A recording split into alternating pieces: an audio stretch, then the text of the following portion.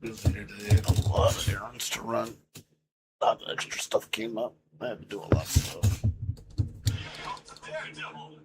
Tomorrow I got some more errands to run. Not too many, but I gotta do. Yeah, take my dad out to walk tomorrow, but he should be as bad. So they got more errands to run.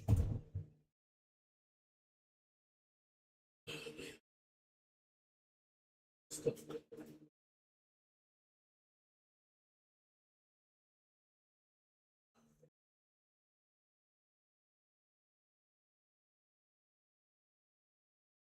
What's up, dude? What's going on?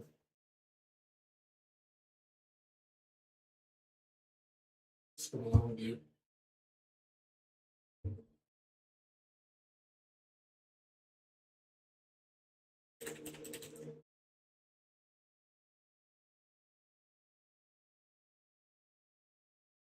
Yeah. No, my dad. I do my walk with my dad every other day. But I gotta get up really early tomorrow. I gotta get up at 8 in the morning.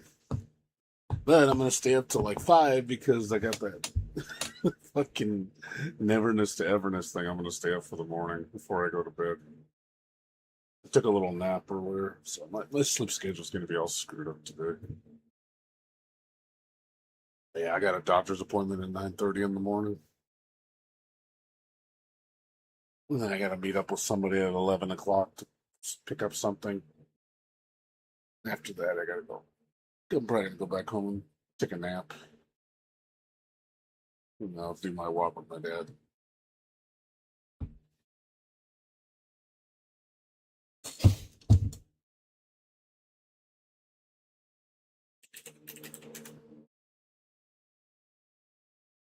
What's up, Patty? What are you doing? I know Evo's going on. I think Evo starts today. I think it started today. Pretty sure it's today.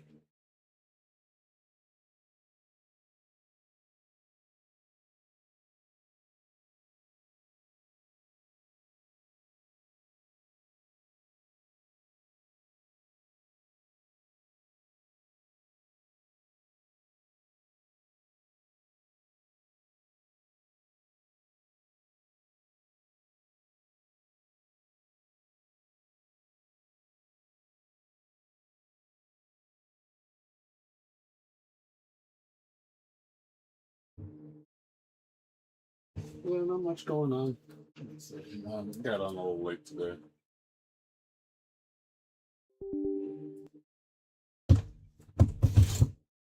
Yeah, I know people are a little.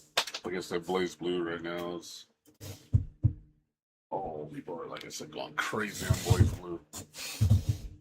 The community blew up on Steam. I think it was like 1,500 players. I was like, that's a lot for Blaze Blue on Steam.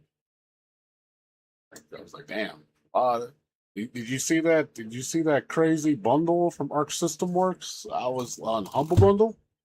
I don't know if you saw that. Fucking good deal, man. You get like all the big. You get all the big anime fighters, like all the most of the good ones, for like $20. It's crazy um cheap. So if you want to get, yeah, I can show you. If you want to see it.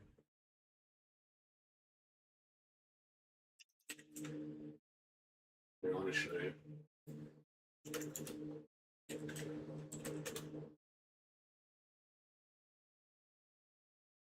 20 bucks to get all these games. You get Strive, you get Central Fiction, you get Under Night Invert 2, Cross Tag, Rev 2, Arcana Heart 3, Melty Blood, Kill la Kill, Chaos Code, Guilty Gear, and Accent Core plus the coupons. All that for 20 bucks. So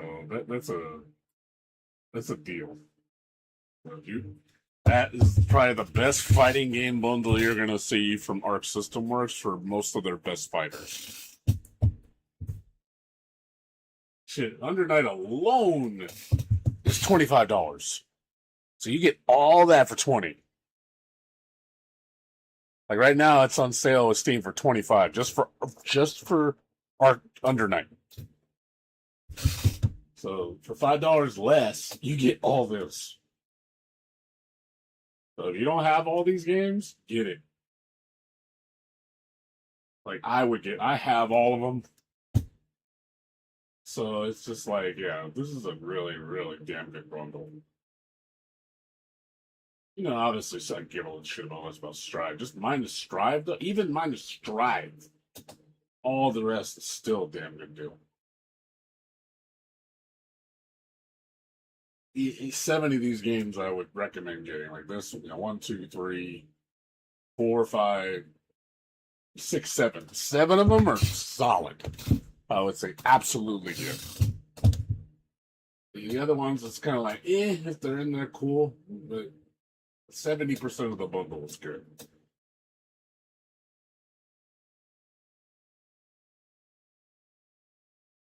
So if you wanna get it, I recommend it before it runs out, because I think this is gonna run out. Especially with Blaze Blue, in the bundle, because Blaze Blue alone is $10. So for double the money, you get all these other games. So like I said, I would have bought this if I needed like at least half the games. I would have bought all this.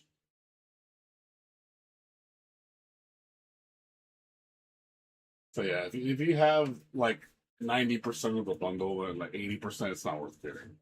Like if you're only gonna get like these 3 games, you're better off just buying them separate. Probably finding CD keys. I got Kill la Kill for like $2. That's Melty Blood. I'm sure you can get for like less than 5. The Chaos Code less than 5. But it's just if you don't have the mainstream ones, these 4. But yeah, even if let's say you need it Under Night, that alone is just worth it for Under Night. Because you can at least give your friend or something. Hey, you want this game? Oh, I don't need it. I don't need any of them, so that's why I didn't buy it. If I needed like Under Night and Bird 2, I would have bought it and given away everything else.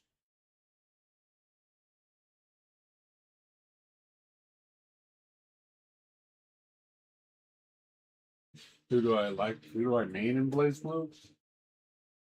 I'm a Noel player. Noel. I use Noel. I use Tager. I use Makoto. Those are my main 3. I used to use Celica.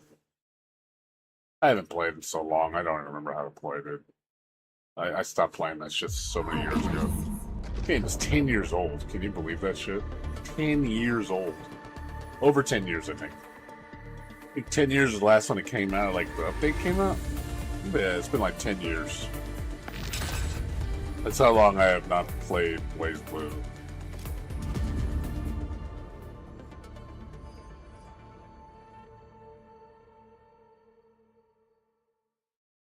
Yeah, I've always liked Noelle. She's a little cutie, man.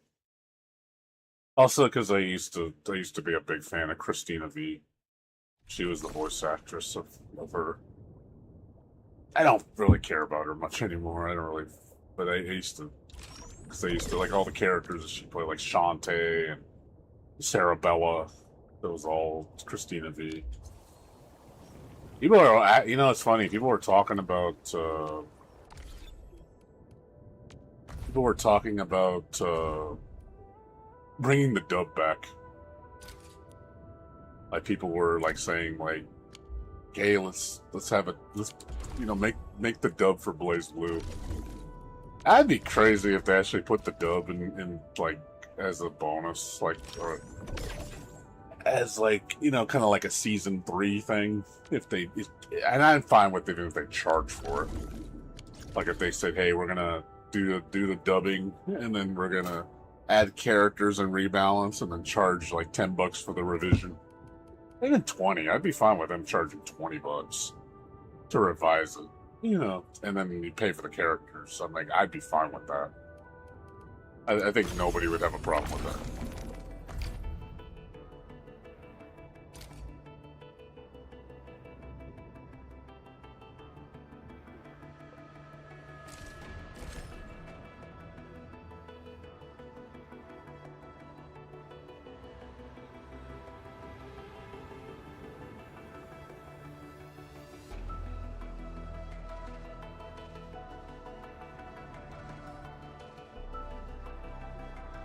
What's up, Yadra? How you doing? What's going on with you?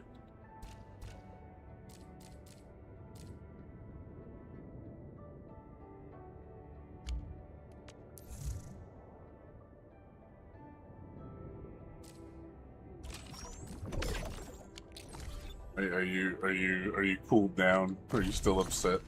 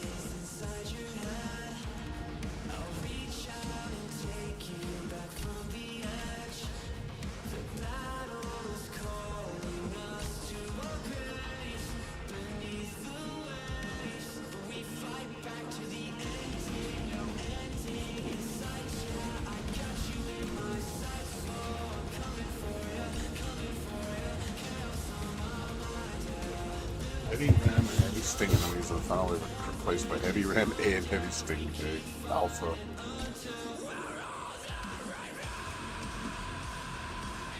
Third, fourth.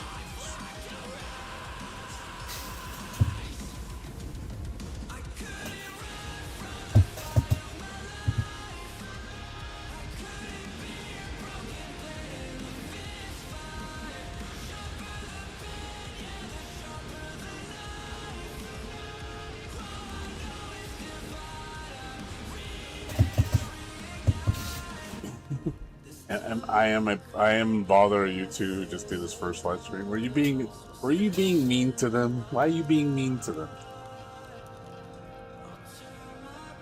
Don't be mean to them. Be nice. You don't have to give them a hard time.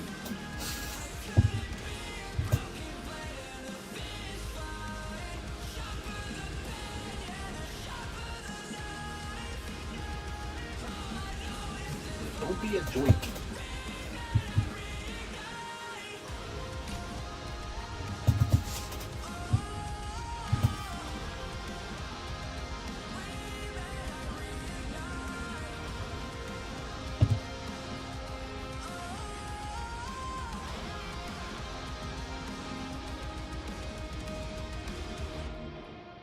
Data sync complete. I'm ready to go at any time. Let's see if I can beat this. Can I beat this? I'm trying to get to 40.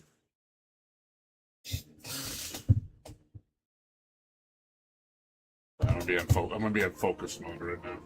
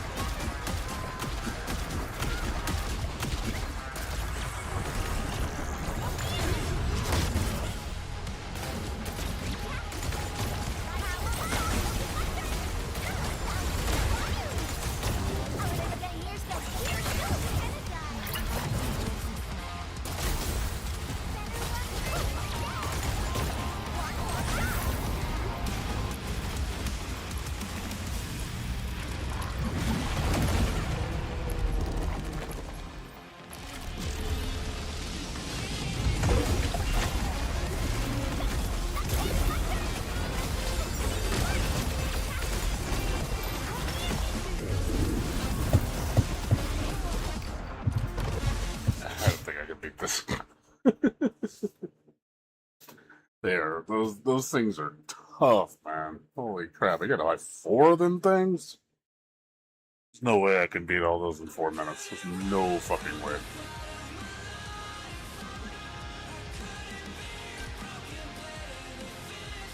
I'm gonna have to drop this. I'm not gonna be able to do that much damage.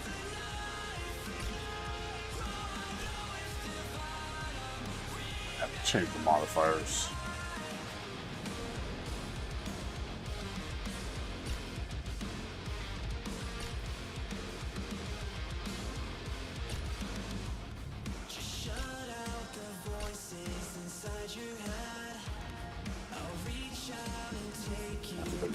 Heavy ones, man. It's really bad.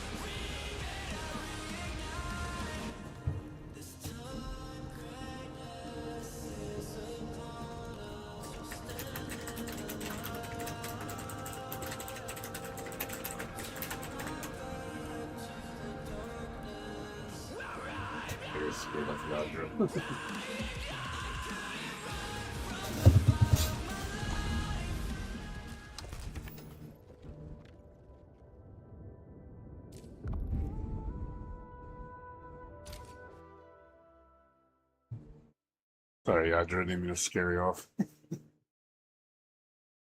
I'm talking now. I know. Sorry, I know that event. I can be very focused.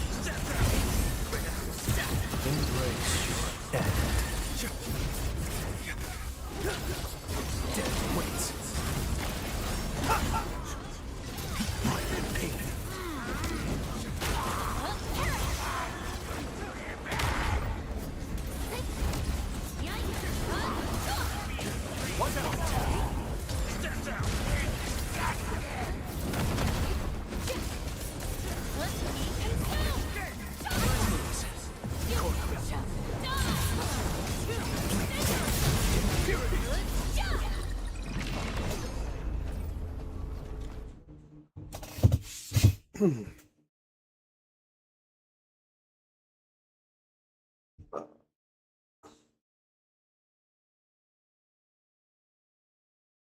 like I said, we'll see what Evo news are gonna announce. I don't know if they're gonna announce anything worth a damn.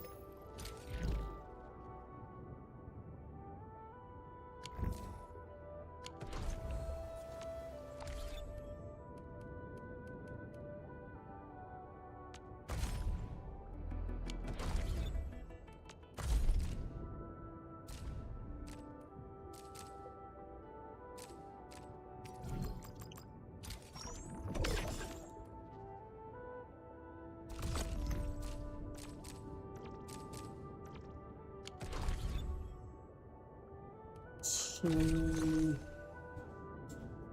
3 more pulls. I watch Evo for certain things. Like I would watch Blaze Blue, and I would watch Rev 2. If there was a Chaos Code next tournament, I'd watch that. But I mainly watch it for the announcements. That's the only reason I watch it. Otherwise, I don't really watch it. I am curious that, the announcements that are going to show stuff like, DLC for games that I actually give a shit about. Or, announcements for games I actually care about.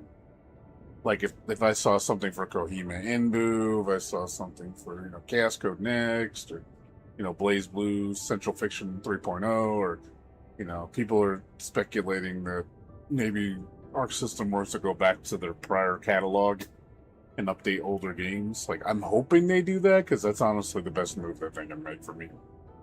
I don't see anything new coming out of it any good, but if they went back to, like, hey, we're going to update Rev 2 and make Rev 3, which I think fans would lose their shit if they did that, because I think a lot of people would come back to Rev if they did that. I would like that a lot if they updated the older games. I think that would be dope if they did that. I would definitely I would buy a Rev 3 upgrade. They charge like $20. It's like, hey, we're gonna add more characters, more stages, more music, and then we're gonna add, some rebalancing. That'd be dope. I would be super excited if they did that. Like I said, that's the best move that Arc System Works can make for me. Because it ain't in the new games. I'll tell you that much. So if they can keep the old games updated and give them new life, I'd rather do that than make new games, new iterations, because not what Strive is getting. We don't need that shit. I think it'd be also a lot cheaper for them to do that. I personally think it'd be more profitable for them, because they don't have to put as much work into it. They can sustain it better. The price is more digestible. People don't mind spending money on an older game. Like, oh, it's only $10. It's only $5. You can imagine how many thousands of people or tens of thousands of people that would gladly pay for that to get a game that's really good that they've never seen before. Like, holy shit, well, this game is actually still really good in 2026. I'm like, yeah, dude, good game. It's a really good game. It's like people are just finding about it for the first time. So I think that's a whole new lifeblood that they can tap into. And it's like, hey, we can sustain ourselves by...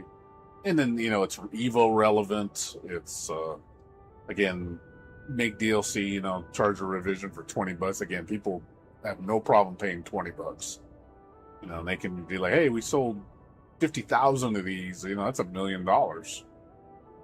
It's like it didn't cost them that much to put into it. I think that's a good way for them to pivot, and they can work on other projects that aren't as costly. Because obviously, making a brand new fighting game from scratch, trying to get everybody to buy it, I think costs them more money. Because Strive, I know, wasn't cheap to make, and it cost a lot of manpower.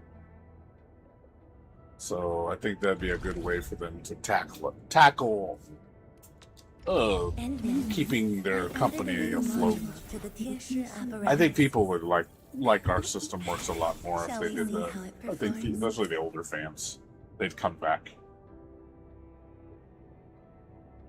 So again, it's not my ideal approach, but you know what? It's better than the shit we're getting. Because the new stuff is just not good. And I don't want to see them making new games I don't give a fuck about. I'd rather them just, hey, let's keep the old games fresh. Let's build on them. And that's fine with me. Like I said, I would love to play Rev 3. Say, you know, they don't even have to put like a, you know, bunch of new mechanics or nothing. Just new characters, new stages, new music, rebalancing. You know, that's good enough for me. I mean, honestly, they could probably throw a lot of the Strive characters in Exerd. I could totally see them doing that. They have a lot of the assets already made, so you can imagine them importing the Strive assets into Xrd, but make it play like Xrd. Like you could put Nagarayuki, you can put, you know, a lot of those characters that are already in the game, is, you know, make kind of like a, because the Rev does go into Strive, story-wise, so it makes sense. So they could just say, hey, this is the in-between, or the transition. And, you know, I think they'll keep both level of players happy, because now you got the Strive people that they got their Strive, but then you got the Rev players that, hey, we want Rev. That's a smart way to approach it. I think that's really, really smart. That way you keep the fan base on both sides. And it's like, hey, you don't like Strive? Go play Rev. You don't like Rev? Go play Strive. You have a choice. You're going to like one or the other. You're not going to hate both of them. Almost everybody that likes Xrd or XX players.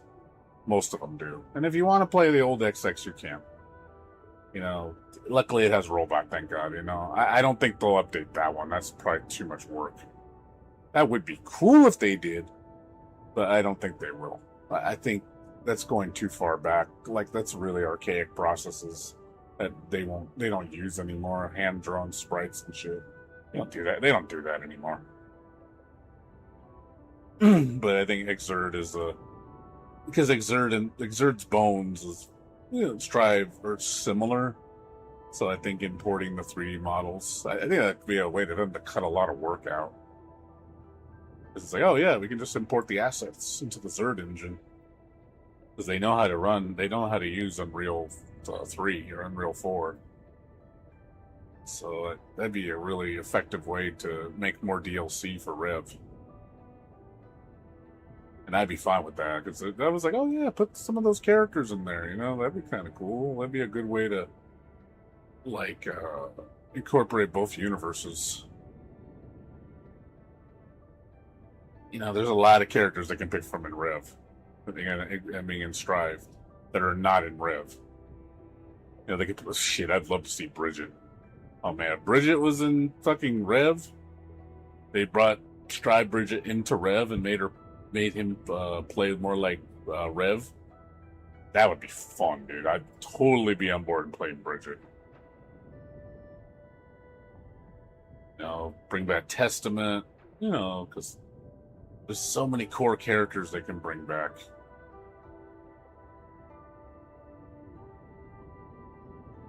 And then they have to make intros and stuff for between characters. Like, it'd be a little bit of work, but I don't think it'd be a ton of work.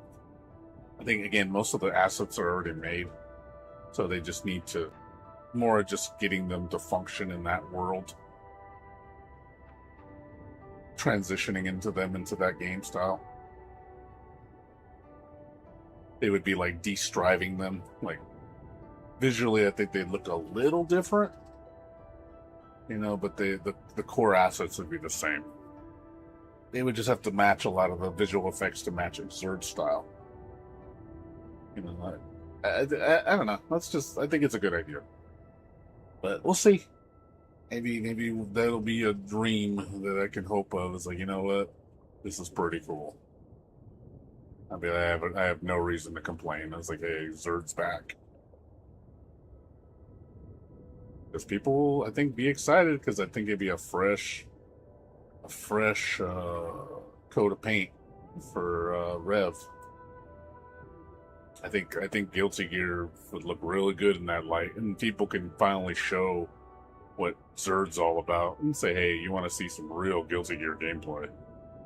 And people are more willing to give it a chance because now it's it's up to date. It's 2026. People want to be on the new shit. Like, oh shit, what the hell is this? And I could see a lot of people jumping on, even the new players. They'd be like, hey, what's this game about? And then people like, you never know, it might actually strengthen the Zerd community. Because now it's like, holy shit, so many people shifted over to Zerd from Strive. We'll see. I don't know. The only downfall I see is if Strive loses a bunch of players and they're basically fighting with their own game. I don't know if they want to necessarily hurt the game. I mean, I don't care if they take away from Strive, but I could see them going, well, now we're competing with ourselves. So it's like, now we're just shifting money from one game to another. I don't know if they want to do that. I know they would like to work them in parallel, so it's like, hey, you want to play both games? But obviously that game's too divisive, so you're going to pick one or the other. But as long as they nurture both games, I think they want to give you a choice. It's like, hey, here's this game or this game. Take your pick. You're going to like one of them. We'll update both of them. I think that's the best way to approach it. But I gotta see what they're willing to do.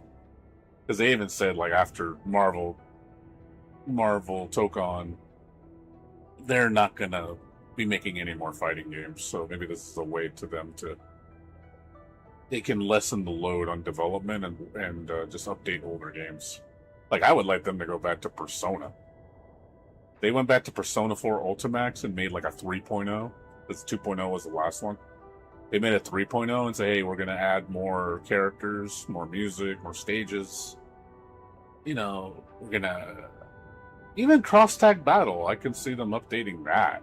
Say, hey, we're going to finish all the DLC that we didn't finish. Because I know a lot of people would like that. There are so many characters, though, and that's a lot of reused assets. It's like they could totally do that.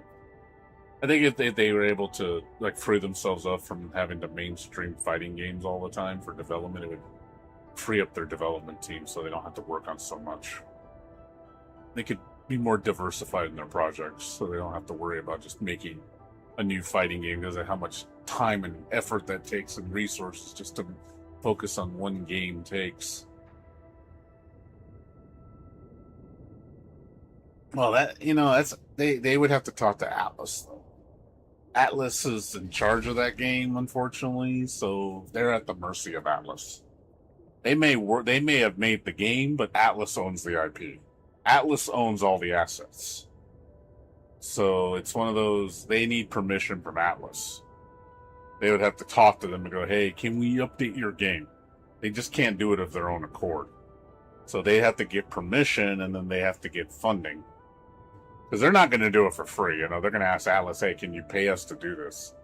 We'll bring this game back into life for you. And update it. And, I think it'd be a good move. They'd have to figure out how to pitch it to them. I mean, I would be all on board for it. I mean, I'd like it if they had, like, Persona 5 characters and shit as guest characters. That'd be dope as shit. I'd like to see Joker and them in the game. In that style. I think that a lot of people would like that a lot. And they wouldn't have to make a new game. They could just use the existing game. They already got the music. So they just have to license it. I think it would be an easy bet. But again, is Atlas on board? Is Atlas going to go for it? Because they might say, hey, we don't want to spend much. Or, hey, we don't want to spend anything at all. Because they want to see a return on the investment. Because they realize that Ultimax didn't sell very well, but also, too, they didn't do the greatest job of implementation. It should have been better. It should have been better done. They didn't spend a lot of money on it. That's their fault for doing that shit.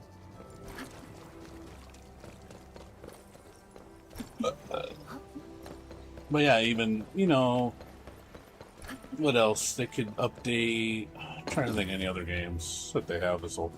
I would like them to collaborate with the other fighting game companies to make updated versions of those games to bring rollback. But again, you're at the mercy of the owners to be like, are they going to go on board for that? Like, I would like them to talk to Nitro Plus and talk to, you know, Million Arthur at Square Enix to say, hey, can you update these games with new characters and add rollback netcode, you know, to bring them back alive. But you know, I just don't see those companies doing that because they'll look at you like, are we going to spend this money on these old ass games that nobody knows about or plays anymore? I was like, dude, like it would revitalize the fighting game community. I think be a lot better than the new shit we're getting. People will look at that shit and be like, oh shit, like they're bringing out all the old school hitters and they're updating them. Because this is uncharted territory. I will say this is bizarre to see these old games getting updated. It's like maybe they're onto something. It's like, hey, you know, they're the classics. They're the games that, you know, they're legacy fighters that people adore, and they're just like, hey, we need to show the love because we're never gonna get these type of games ever again. So maybe people are starting to realize that. It's like, oh shit, like there's something special here. And I mean, obviously, I know it's something special. I grew up with these games, so I know they're fucking some of the best games I've ever played. So to see them keep their legacy and keep the fighting game scene alive, I think this is the best move that they can do. It's inexpensive. You know, right now times are tough. You know, people don't have a lot of money. Companies don't want to spend a ton of money. If you want to talk about quote unquote playing it safe while also taking risks because you're updating an old game, you know, it's like, hey, this is kind of a risk. It's not a major risk. It's not a big risk. Let's say they don't make that much money. It's not going to cost them a lot. You know, whereas like if they made a whole new game, it cost them a ton. So I think this is kind of a compromise to low risk, and then decent reward. So it's either you get decent or you just don't hit it. And it's like, okay, well, no big deal. We tried. Maybe this is a thing that'll catch on. Like, hey, our system was reviving its old catalog and it's working. And then Capcom starts doing it. And then, you know, oh, let's revive Darkstalkers again. Let's get rival schools back on. Let's revive the old games and build on them since they're already established. You know, I'm sure with AI and all this shit, it's easier to, you know, develop for those games because it's old technology. It's like, hey, we can make this real easy now.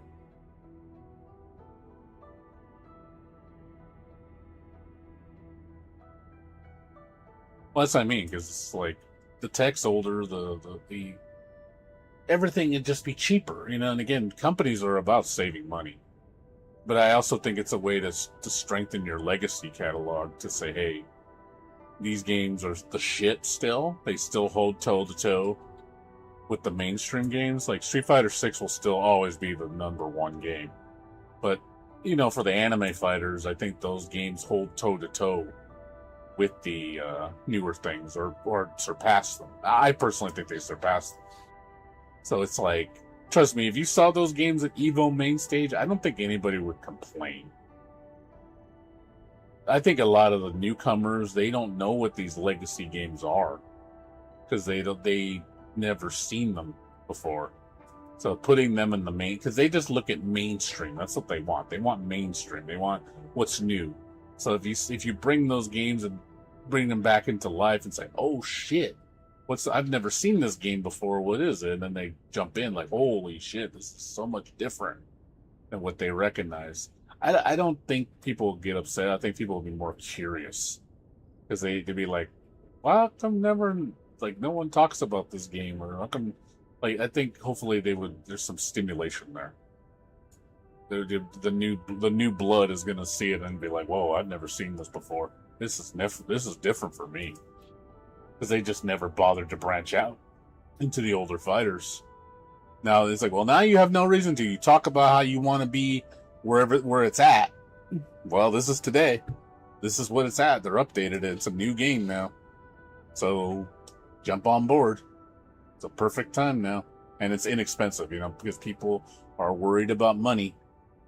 I think it's a way to pitch games, inexpensive. You can sell your old catalog very inexpensive. It'll shift sales. Like it's like, oh, this game's $10. Like $10. Like I could afford $10. Like, but you pitch it like $70. They're like, I don't really want to spend $70. But it's like $10. Yeah, it's $10 to get you started, and it's only like $10-20 for the DLC. It's like, I can digest that. That's not bad.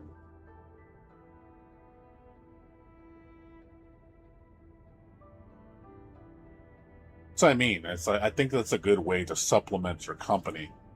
You can, again, you have your mainstream catalog, that you're just kind of updating, but then you have your old catalog that you could still build on. Again, you don't have to put a ton of resources into it, but you could still support it and then keep it relevant. That way you can balance a bunch of games, and I just think it makes you look better.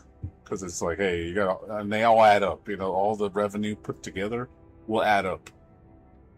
I think that's a good way to. It's like diversifying your investments. Instead of putting all your eggs in one basket, just the Strive basket or the Marvel Tokon basket. No, we have a little basket here, a little basket here, a little basket here, and then they see the return revenue on each one. Like, hey, we're making some good money. It's like, hey, we're doing okay. Consistency.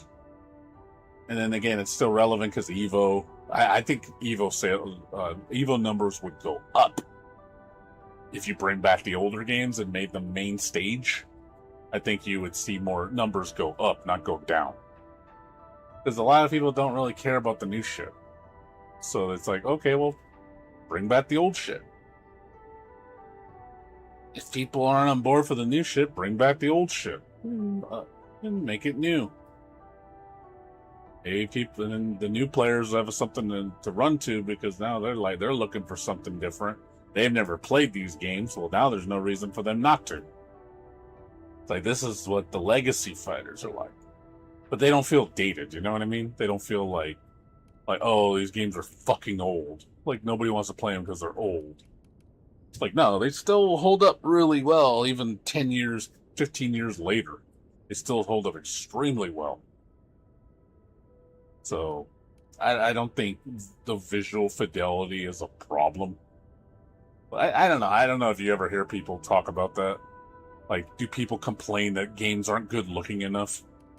I don't really ever hear people talk like that. Like, oh, this game looks old. Like, I want pretty graphics. I don't really hear people talk about that anymore.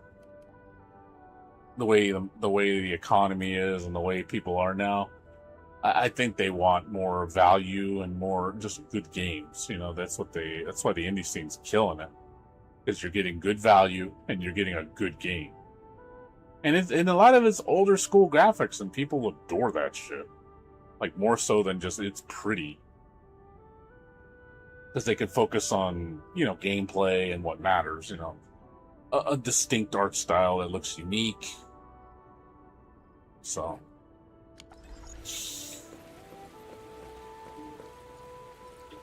Yeah, that's all I think.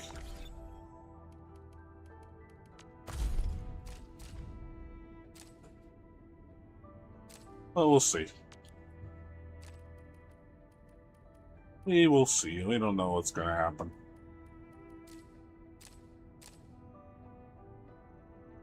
But I'm hoping it opens the door up. I really think this Blaze Blue thing I hope it opens the door the way I think it's going to open the door. Because I don't think they would just do this just to be like, I don't know. To me, it sounds like an experiment. They're saying, hey, maybe we might have something new here. Or it's not really new, but it's like it's a direction that we can go to that's not too risky. And again, wouldn't be very costly to us because they can easily afford it. You know, again, you want to take risks, but you don't want the risk of losing the company. Making a whole new game is a big risk, so it costs way too much to develop. So obviously, I don't think they want to make that kind of play. I think it's way too risky for them. You're gonna lose too much money. So it's like, hey, this is low risk, decent reward. You know, don't expect record-breaking numbers. Not gonna sell 5 million copies of Central Fiction 3. It's not gonna happen. You know, but if you sit modest and say, hey, it might sell a couple 100,000 copies. You never know.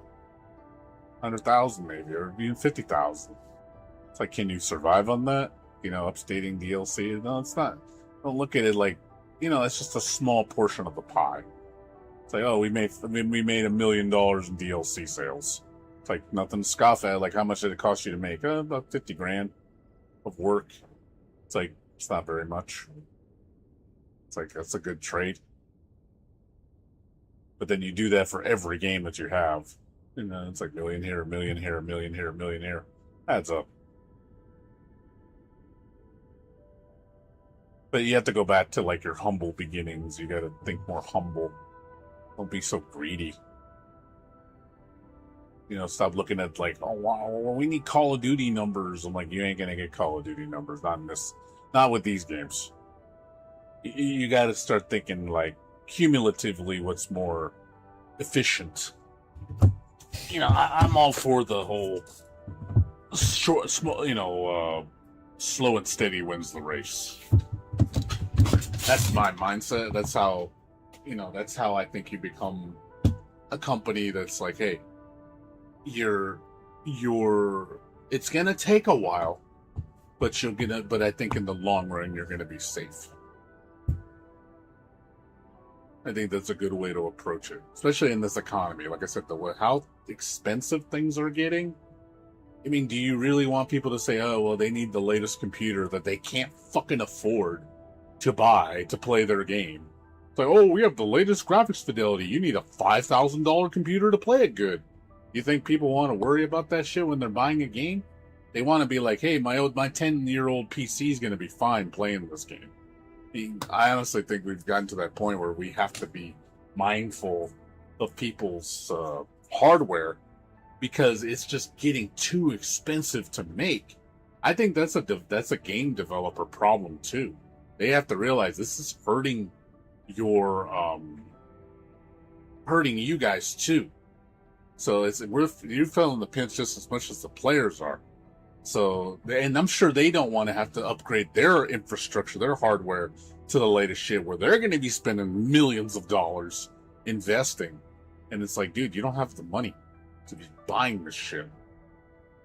It's, you know, that's going to kill your development costs. You're going to have to raise prices. It's like, yeah, that's not a good idea. Where you could still use the old stuff. It's still perfectly fine. Unreal 4 still works. Unreal 3 still works. It's still, licenses are still available. And, you know, the graphics on those, you know, from 10-year-old technology, and again, it's not like it's outdated, unusable. It'd just be more frugal to use, and the hardware can handle it. Most people's computers within the last 10, 15 years can easily handle the game and not worry about it.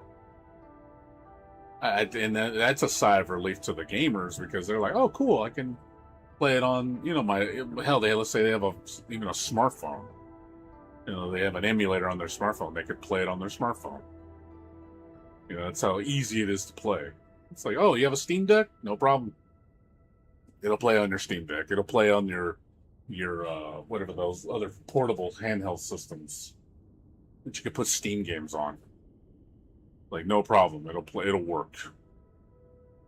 I think that's a good way to look at things. Because I think this whole economy thing, because they're predicting that prices are going to double for technology by next year. Like, no joke. Like, RAM video card set is going to double in price by next year. The cost of RAM is going to double. They're predicting, like, you know, 32 gigs of RAM is going to cost you like over $1,000. which is just like, holy fuck, we're so fucked right now. We are so fucked. I am gonna tell people, it's like, holy shit, hold on to your horses, man. We're in for a bumpy ride, dude. It's not gonna be pretty. Like, it's not looking good. The crash needs to happen. I think this is gonna cause so much stagnation. People are gonna be relying on old technology for a long time because they cannot afford new technology. It sucks that we're so stagnant, but it's like, well, now we're trying to survive. Companies are trying to survive right now because the way the market is shifting.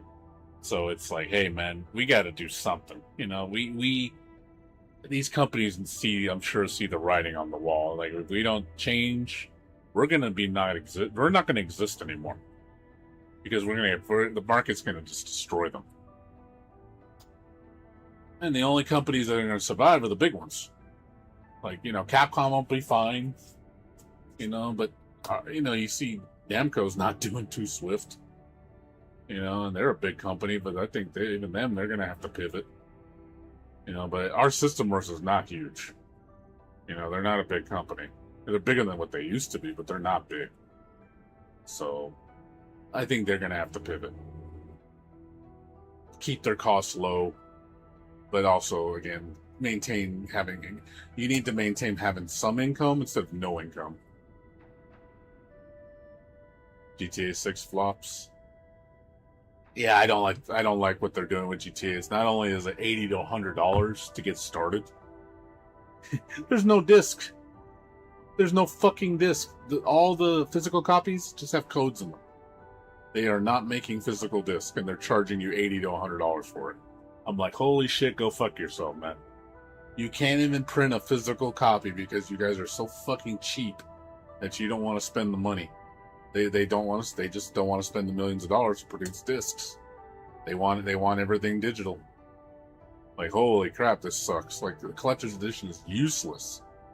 It's like, why would you buy a collector's edition if it's just digital? Like, it doesn't make any fucking sense. So I agree. I think it's stupid. But yeah, I really hope people don't buy the game. Yeah, don't buy GTA 6. Don't. The problem is, there's going to be a lot of idiots that are going to still buy it because they're like, "Oh, greatest game ever made. It's going to be the #1 game of all time." You know, I don't care. I got to be where the hype is. You know, they're going to try to push it really hard. People justifying spending $80 to $100. You know, but I don't know. I think that's just a tough pill to swallow. They're already breaking the $70 price tag. Now it's $80. You know, I know Nintendo struck first kind of to do it. Now they're trying to solidify it. Now they're trying to make also $100 the norm. They're also trying to take away your physical copies on top of that, which is even worse. So it's just like, okay, they're really fucking you now. It's like they don't give no shits.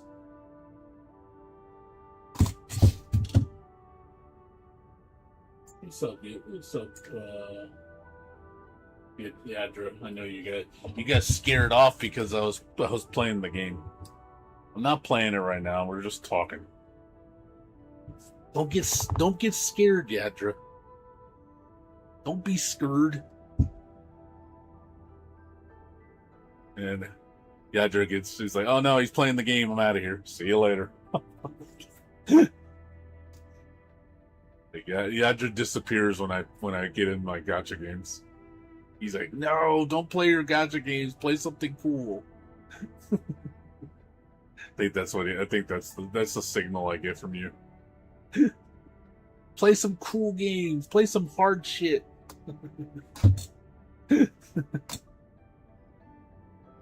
I feel like I've done you a disservice. Like, I need play the NT Twitter. I thought you didn't like NT. I thought you said you hated that game. I thought you hated that game.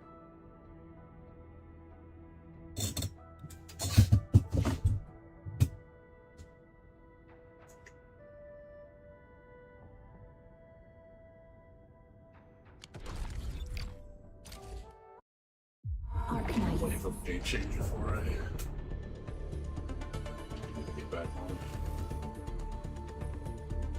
supposed to be something objective. I thought you didn't like MTA.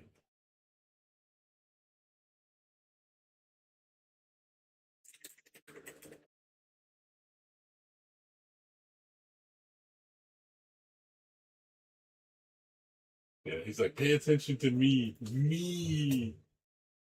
Just look at me, dude. Don't look at anybody else. Look at me.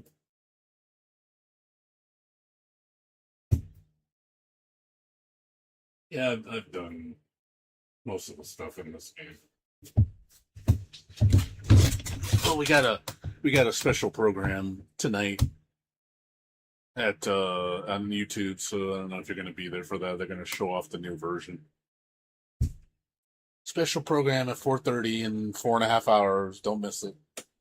I will be streaming it.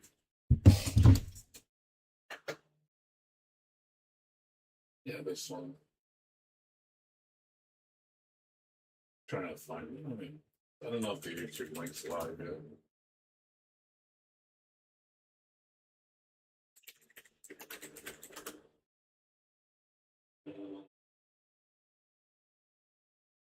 I don't know if they showed the link yet.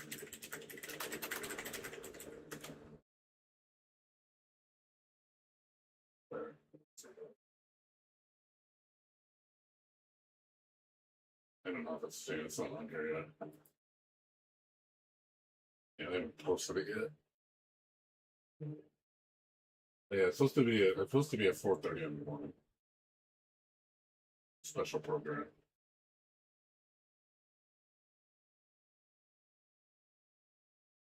I'll be watching that.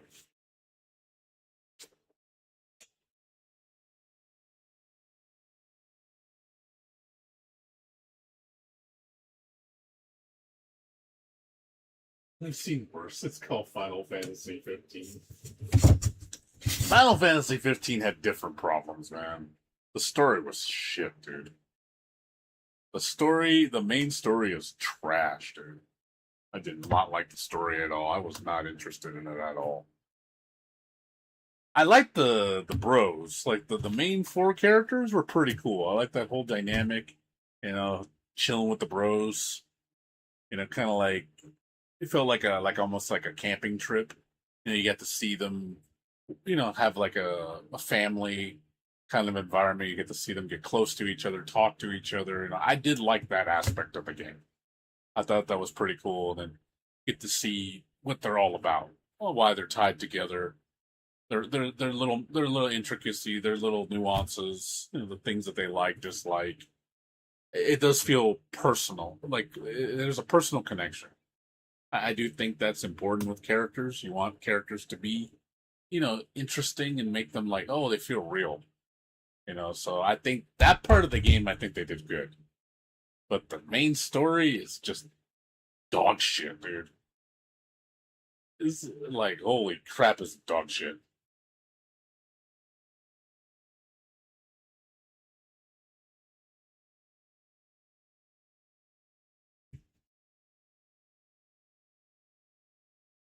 Yeah. Well, I mean, it's basically what's you probably don't like seven then, because seven's really heavily inspired from 15. Like you could see a lot of seven's gameplay from 15. So I'm guessing you probably didn't like seven.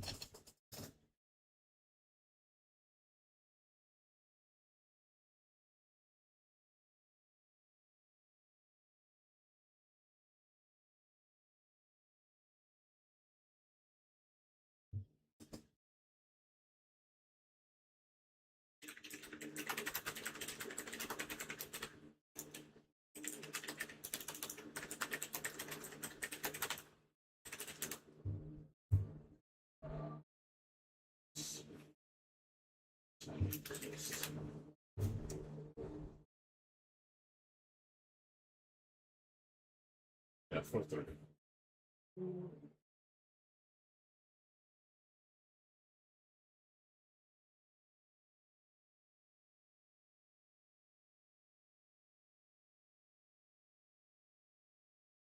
So you have to come back in 4.5 hours.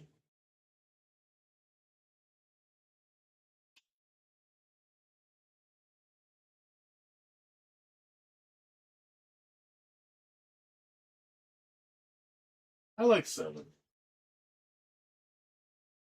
See, I don't know. See, I love 7. Like I loved Rebirth because I put 130 hours on that game. That game is like crazy content. Like the amount of content on 7 is insane. Like it's one of the most content-rich RPGs I've played in a long time.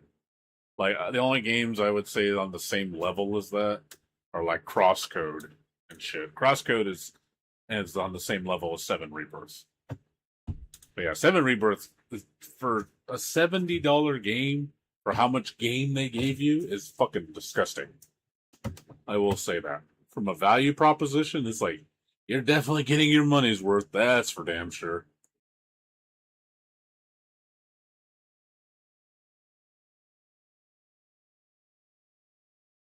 Like I understand OG7. I played OG7 day one back in '96.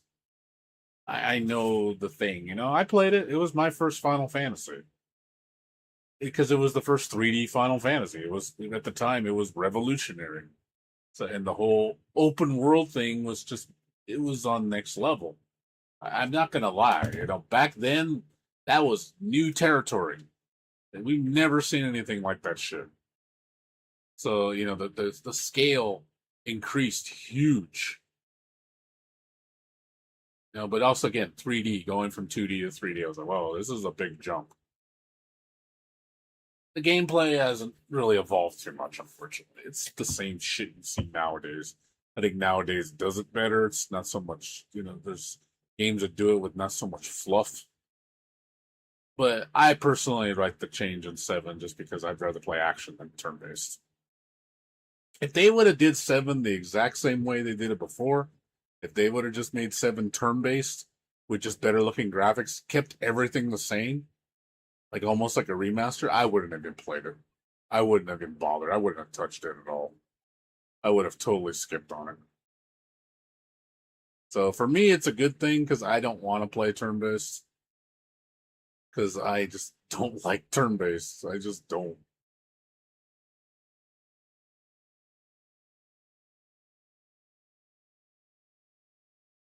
6 is not going to happen. Not in that capacity. I think we'll get an HD, like 2D remaster, like what we see with Resonance. You can see that with 6. That I can guarantee you is a very likelihood. I mean, the fact that they're going back to that, doing that whole Octopath Traveler type look with their old games. Now they're using that team to make those games. I think that's what you're gonna see. That's the future right there for Square Enix. But you know what? People love it. People adore it. But it cuts down their costs. It's more. I think it's a better way to get out games. They can revisit their old IPs. It keeps them, I think, alive. I think this is a good way for Square Enix to pivot. You're just not going to see the blockbuster 7 development type games anymore. It's too expensive. They can't afford to let's spend $500 million on a new game. I just don't see it happening.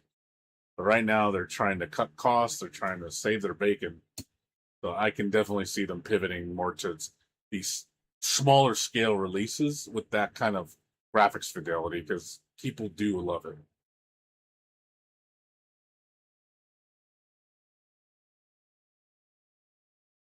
Well, I mean, I don't know. It just seems,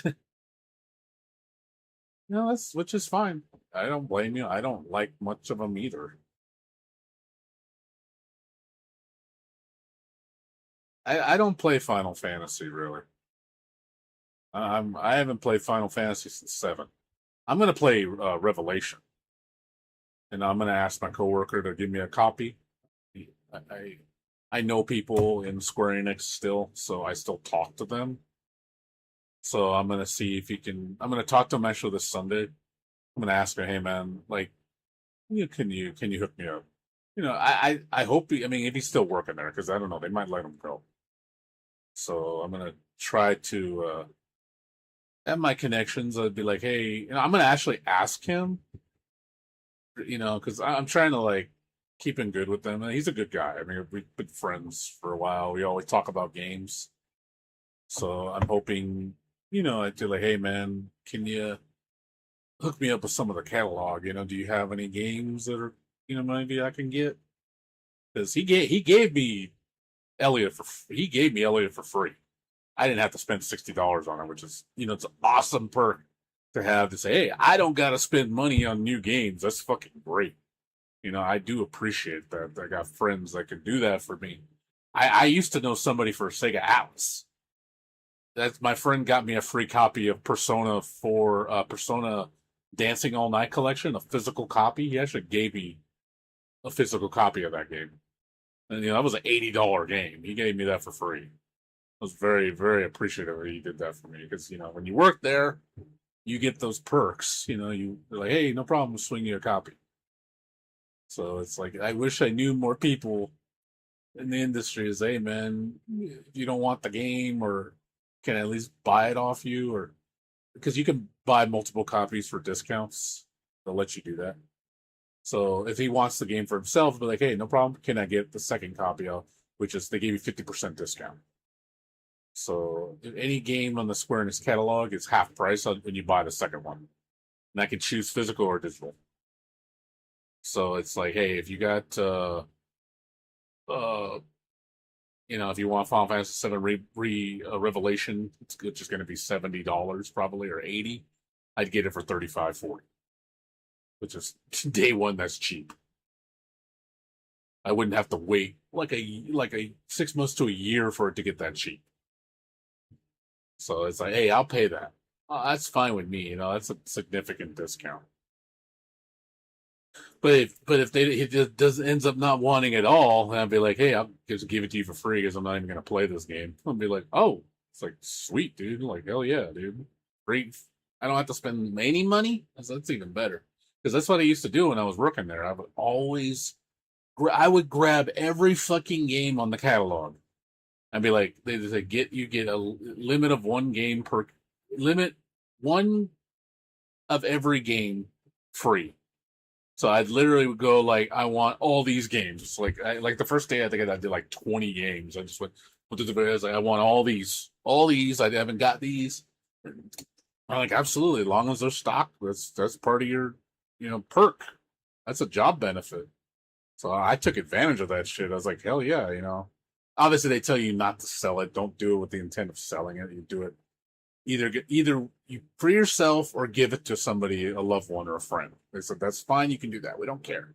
So I would do that. I would always give my games for myself, my dad, or a friend. If I didn't give a shit about the franchise, I'd be like, here, the new Final Fantasy Pixel Remaster Collection for PS4. My dad wanted that because he likes the old ones.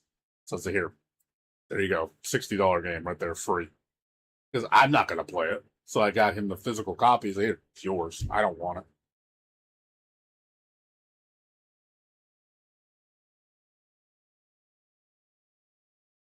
it.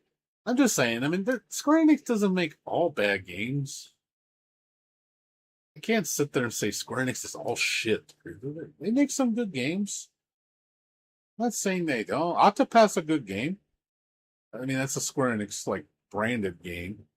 It's not made by them directly, but that's a good game. It's made with a lot of love. It's got a very strong fan base. I can see why people adore it. It's like the old Final Fantasies, but it's got an interesting coat of paint. Visually, it's striking. I like the whole 3D 2D hybrid look. I think it looks amazing. Like it's a fresh way to look at games, maintaining that old school art style, but kind of bringing new life into it. I think it looks stellar visually, and then the music is amazing. Square Enix is on point with music. I'll give Square Enix credit; they slap when it comes to music. They're on. It's pretty consistent.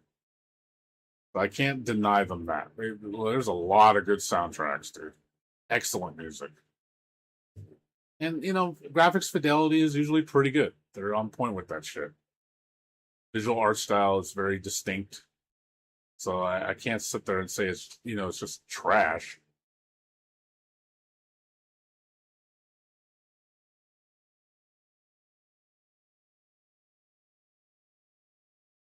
I don't know. When does Resonance come out? I don't even know when it comes out. Is it even on Steam or anything? I thought it was just pre-orders.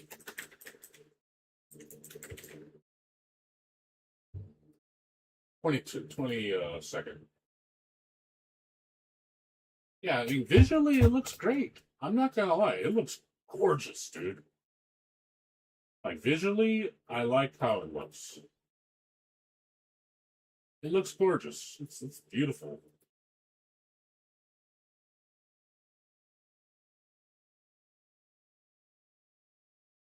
They got the look down to a T, dude. It's got that classic look, but in a nice new style. I like looking at it. Visually, I like looking at this. Very appealing.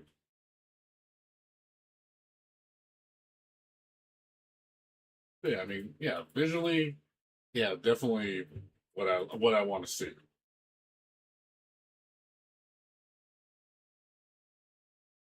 You know, the gameplay, fine. It's not so much what I want, but people like turn-based games.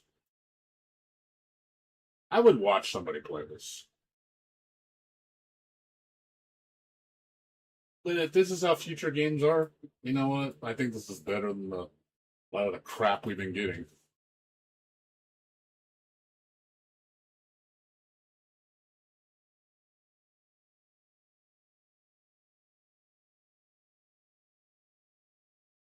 Yeah, he plays a lot of Endfield Chronicles. Never played this game. No, this is kind of a strategy RPG. I didn't really hear anybody talk about it too much.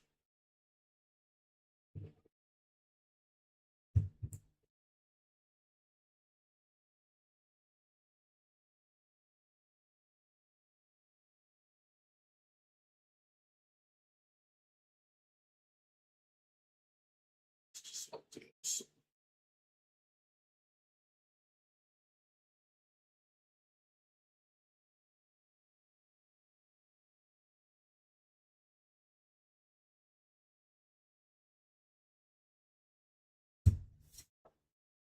Every HD 2D looks too shiny, but yeah, he plays games. He mostly plays the same games though. He doesn't really play anything new. He mainly plays Dragon Quest. No, I'm sorry, Dragon Quest. Dragon Age, and he plays uh, Mass Effect. He literally just switches between those games like constantly. That's all he does. Yeah, he'll play a new game like seldomly, but he goes right back to those games. He doesn't. I don't think he feels the new games are very engaging. Well, to him at least. Like he sees me play the games I play, like, and he's like, "Oh, it's pretty," but he won't play them. Like if I showed him Elliot, I don't think he would play that because he would look at it and go, oh, it's a Zelda clone. I'm like, yeah, but I don't think he would like it though, because he would be like, if it's not like a core game that he knows, he kind of stays away from it. He says he'll play it, but I never see him play it. Like there's times where I've given him games and he doesn't touch them at all. He's like, oh, I played it for a minute, and then he just goes right back to playing Dragon Age.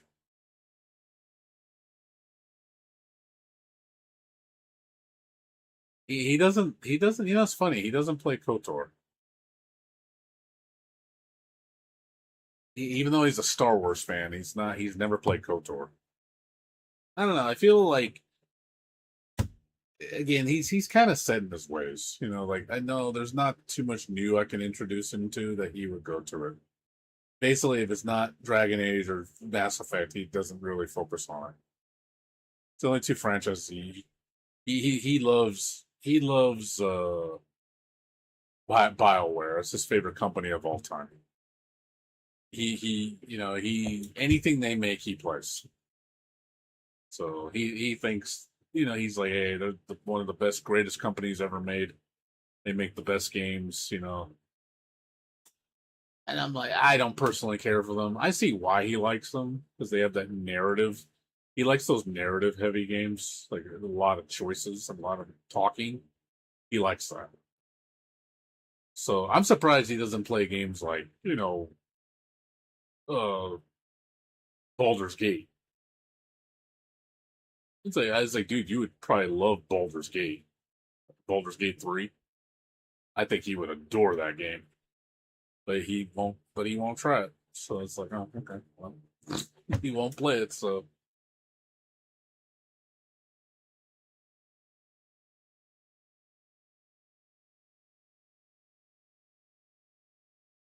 I just think it's more you're just set in your ways. When you get old, a lot of people don't like change. They like what's familiar. Nostalgia, what hit them, that people focus on that too much. See, I'm not subject to that shit. That's why you always see me playing different games and I'm playing stuff that's not like the stereotypical it's like fighting games. I could just go back and play Rev 2 all day and XX all day if you want me to. But I don't want to just stick with that all day. You know what I mean? Like that gets boring after a while. Even though they're good games, I don't want to play them forever. So I try to play new shit. I'm like, hey, there's new games coming out, new things, more. There's new things to discover. I want to rediscover new shit. I don't want to just be stuck where I'm just playing the same stuff I know all the time. Eventually, yeah, gotcha games. I know they're a repetitive logging game. I get it, but I try to play new games. I do. I don't want to get in that way where I'm just playing the same thing all the time. Where I'll never try anything new, because I feel like that's what's going to happen when you get old. You get set in your ways. You don't want to do anything different. You become boring. Like you get really boring. Like nothing new like interests you. It's like movies. I don't watch a lot of movies just because I think a lot of them are terrible. But I watched a lot of good ones recently. Like I watched. I don't know if you watched the last episode of the Digital Circus. Did you watch that? Do you watch that show, Blades or Yadra? Have you guys ever watched the Amazing Digital Circus? That's my favorite show this year. Like I love that show. Like I'm a fan of that series. Like I want to get the Blu-ray collection of it when it comes out. I am a huge fan. Probably one of my favorite animated shows I've seen in a long time, and it's completely new. It's different. I adore it. I really do. I'm glad my friend introduced me to it. And there's some controversy behind the creator and the fan base being toxic as shit. But the show itself is really. You watch Toy Story 5.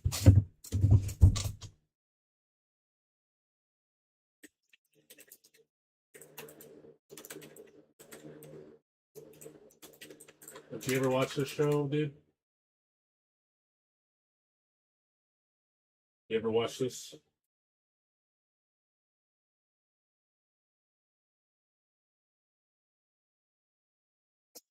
You can watch the whole series for free. It's only 9 episodes, but it is a really good watch. I really, really, really, really, really like this show.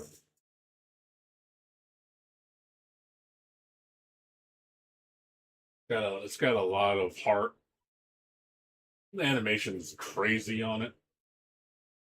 Made with a lot of love, for sure. I can see the creators were very passionate about this project.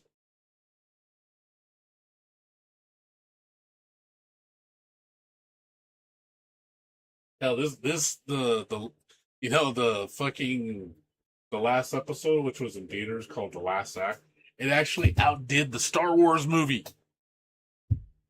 That's crazy. There were more people more excited about this than Star Wars. That to me is like, it's like Jesus. It also shows you how much Disney has fallen too. But yeah, like an indie IP beat one of the biggest juggernauts. Like to me that just means that people have a brain. Because I don't give a shit about the Mandalorian or whatever. I don't care about it, but I do feel that I'm glad at least people see is like, hey, this is something good. It doesn't have to be mainstream to be good.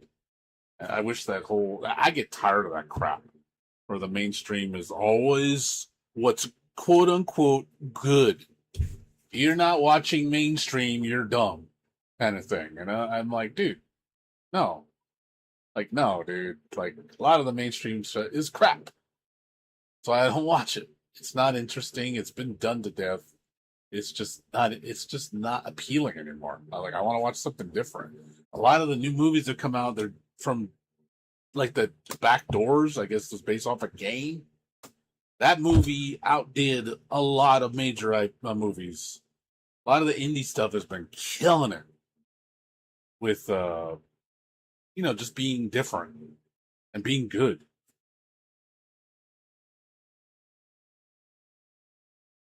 Oh, you dropped Digital Circus. Oh, okay, well, that's fine. I'm just saying. I'm just telling you how highly I speak of this show because to me, this show is one of my all-time greats. Like, it's going to go on the Hall of Fame for sure. Like, for 2026, this show is probably my favorite show. So, the fact that I want to collect merch for it, I want to support it.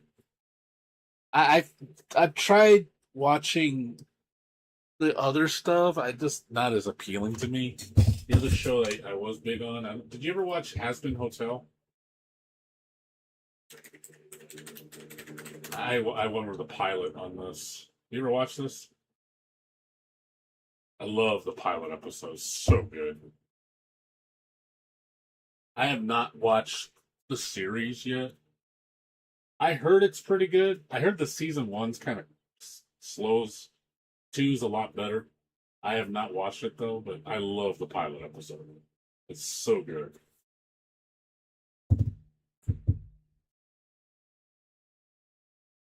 Yeah, I haven't watched the rest of the series though. I know it's been done, I think, but I do like the visual art style. So I don't know. Like I said, I haven't watched the newer stuff. I would like to. I love the Radio Demon. He's my favorite character. Alastair is dope, dude. I really like it. This is the one time where I like a male character more than anybody in the show. It's rare I ever like go after a male character. He's to me the goat. I love his design. He's just like, oh god, he's so cool. I rarely ever go after male characters, so he's an exception to the rule.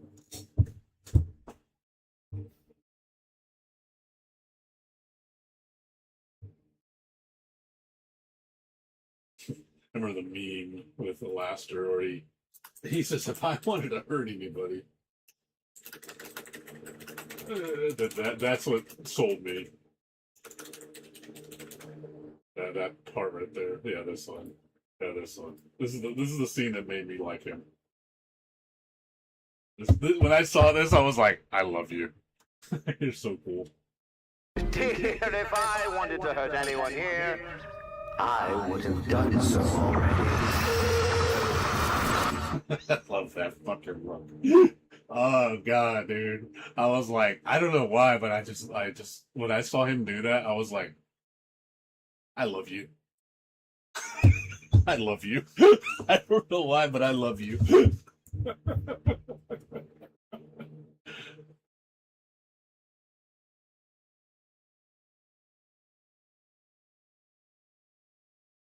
Use Asia? What the fuck is that? Is this it? Oh, is it this show you're talking about? Time I got reincarnated.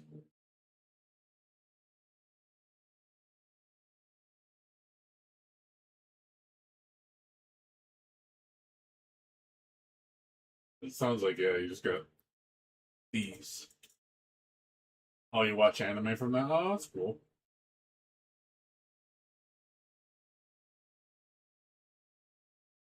Well, it says video unavailable, so it sounds like I can't watch it. It might be a region thing, dude. I can't watch these.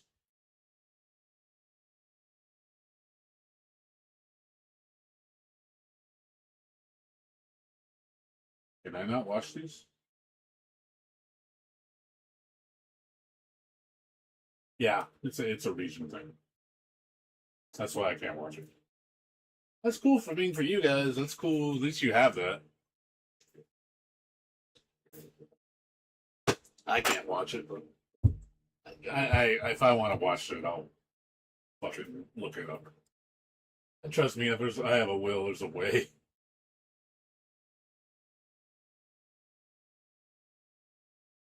So yeah, the newest anime I've wanted to watch is the one with the one about the what's her name? It's the one about the succubus demon.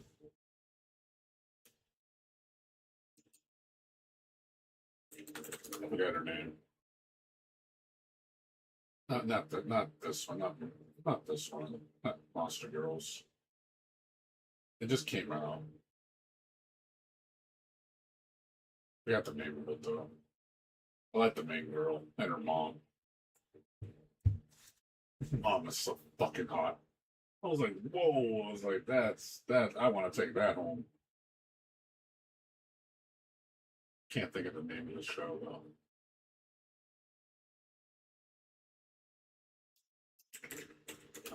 It's a rom com.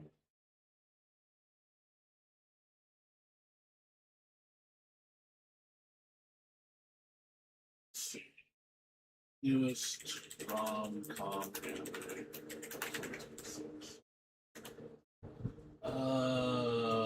Where is it? Let's see. When it came out 2026? Yeah, there we go. This one.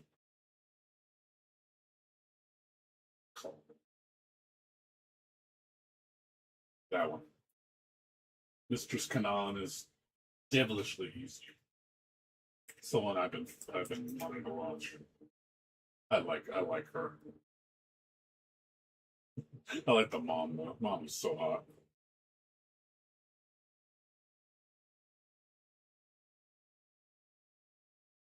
I'm into rom coms. I'm a goon for these type of shows.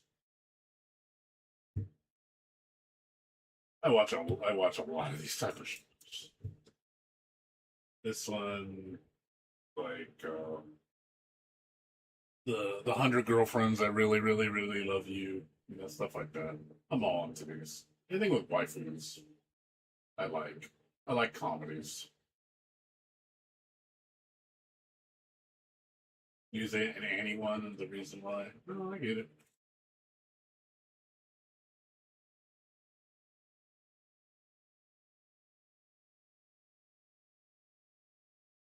Yeah, I don't blame you on that shit. I don't watch anything on Crunchyroll, dude. I never go to Crunchyroll, man. I never look at that site.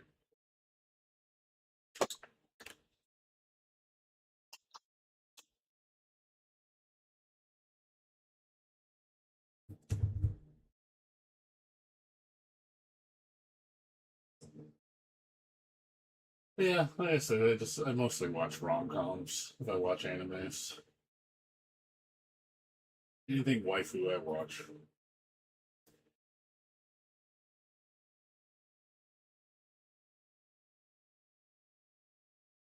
I watch a lot of parody videos of all the gacha games I play. There's so many parody videos. Like of Neverness to Everness and Arknights Endfield. Like there's so many fan based animation videos that look really good.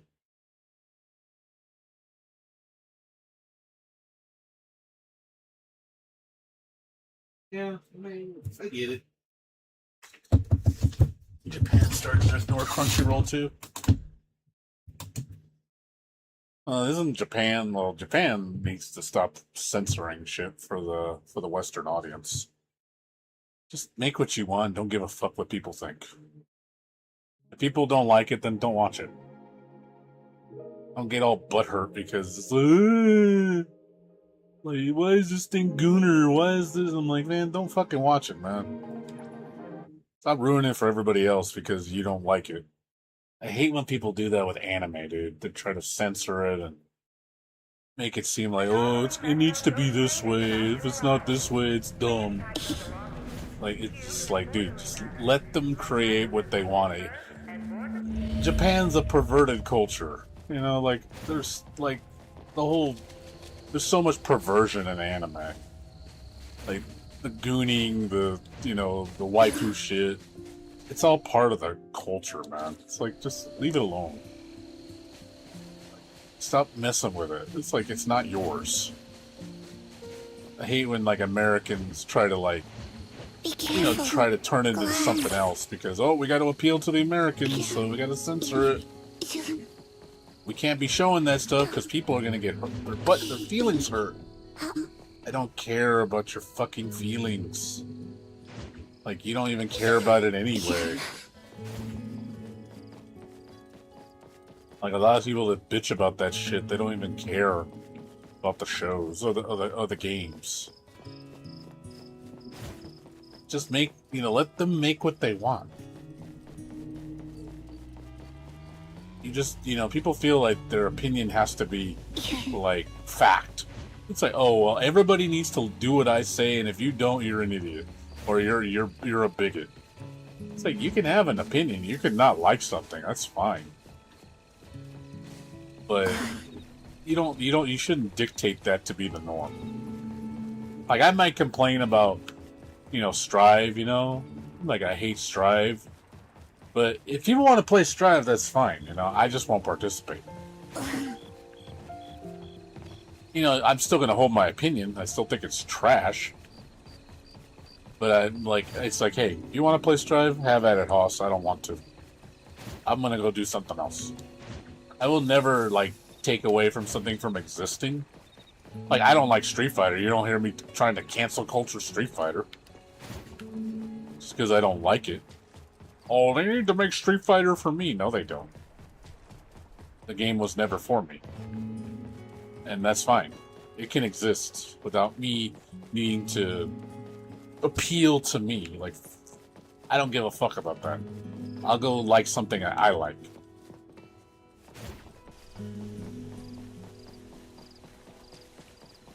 Things have really changed.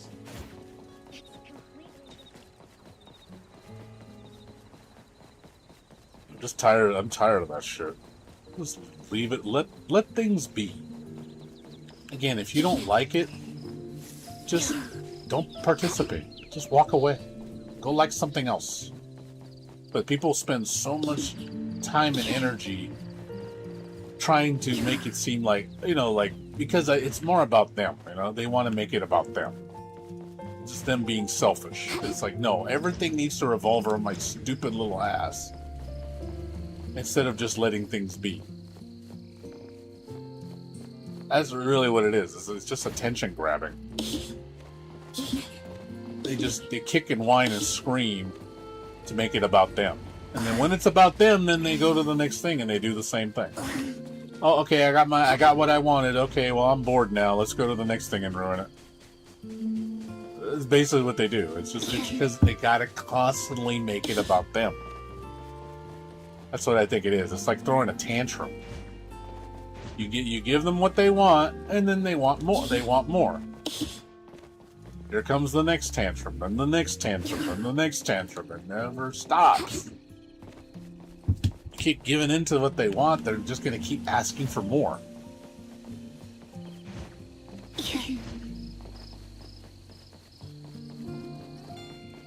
I get tired of it, man. People just need to shut the fuck up and just go do something else. So again, I don't like the fighting game scene at all because I don't like the current fighters. But do you see me engaging in it? Do you see me going to Evo and going, "You guys should stop playing this shit. This shit's stupid. You guys are dumb. You want? I'm gonna go make a YouTube video and tell everybody to stop playing fighting games because I don't like them." You think I'm gonna waste all my time doing that shit? No, because that's dumb. Why would I do that? Why don't I just put my energy into something positive that I love?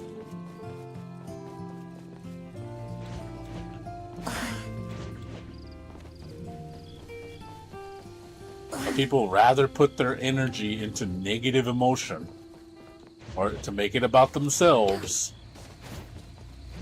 than to, you know, just do something different and focus that energy on that. So if you have enough time to focus your energy on negativity, why don't you use it to focus on positivity? Like, really, it's like, it's almost like, I'm miserable, I need to make everybody else miserable too. And make it about me on top of it. And then but what did that accomplish? What did you get out of it? Besides just pissing people off. That's all you did. You made people's day worse and you just pissed people off. And then you're still unhappy. It's like, okay, cool. It's like, it doesn't make any fucking sense. Reminds me of that Simpsons episode where Homer talks to the one of the sales correspondents of Duff Beer, and he's saying like, "Oh, we have these new flavors, you know, Duff Light, and Duff Dry." So, "Oh, what are the flavors you got?" He's like, "Oh, we have a few things up our sleeve." Like what? Okay, we have nothing. There's no future. Are you happy? No. You know, that's what it feels like. It's like, that's what okay, you ruined it for everybody. You made everybody's miserable. You pissed everybody out. You happy? No. It's like, okay, so what did that solve? Again, all it did was make it about you, and then you're still miserable. It's like, you know, misery loves company, as they say. It just amazes me that people rather dwell in misery than try to find something that makes them happy. Like, find something that makes you happy. Like, oh my god. Like, I'd rather be full of loving, positive energy than be full of negativity all the time. Because honestly, it makes you a piece of shit. The train is now arriving. Please wait behind the safety line. Do not rush. So easy. I mean, you can't sit there and tell me there's nothing else in the world that wouldn't make you happy. Believe me, there's always something that can make you happy. You just gotta, I mean, you know, if you're lazy, you don't want to look for it, that's a you problem. You just don't want to look. You're too spoiled. Because, like, well, everything needs to cater to me and bend to my will, and, you know, I don't want to do any effort to change because everything else is wrong and I'm right. You know, that kind of mentality, which is just awful way to think. You're not perfect. You're not God's chosen one.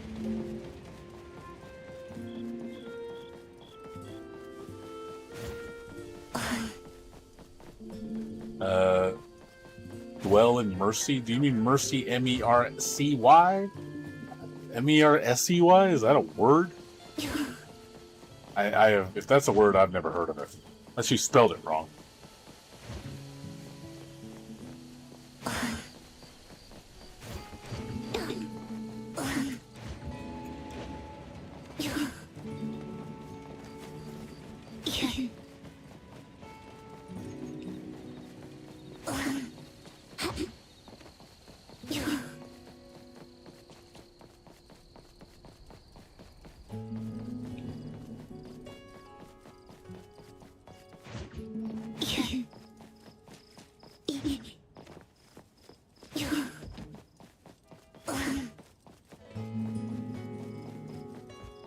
Unless you meant misery, and you just spelled it wrong. Again, misery loves company. That's why they say that phrase. Because people that are miserable like sharing that misery with other people. They like to bring down the mood for everybody. And it's just a temporary feeling. It's like a fester. You fester. You just grow, but nothing meaningful happens from it. You just get more of it.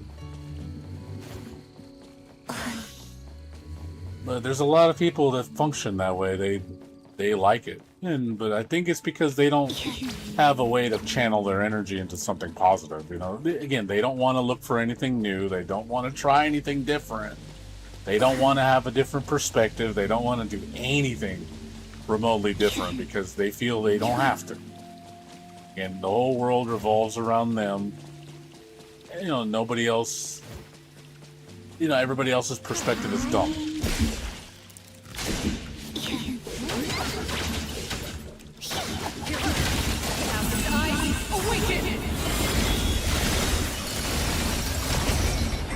Mimosa can handle it. Just saying. Yeah, I think that's the problem.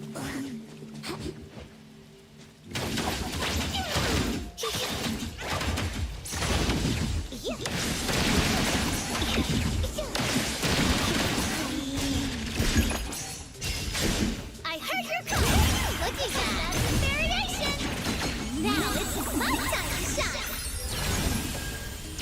Leave it to me. My turn. What's your step? I got it. Leave it to Lacrimosa. Yeah. I think if people actually were more thought that way, more sensibly, and stop being such a dick to everybody, it'd be a lot better place. People would be a lot happier. I don't know. People just only know how to be negative. I had friends like that in my life that I stopped being friends with because they were so cancerous. They were bringing me down with them, and I got just tired of it. I was like, you know what? I was just like, get out of my life. I don't wish you any harm, but it's just one of those. We're done. See ya. Can't let you keep bringing me down. You're gonna destroy me, and all I'm gonna have to show for it is just more misery and being unhappy. I was like, what a way to live. Just being miserable your whole life, and that's all you got to show for it. Like, that sounds like such a terrible way to live. Like, how can you be so prideful about that? Like, it's just, you're not happy, you're not happy, but you keep doubling down on it. Because you're so prideful. Like, there was another guy, one of my friends is like that too.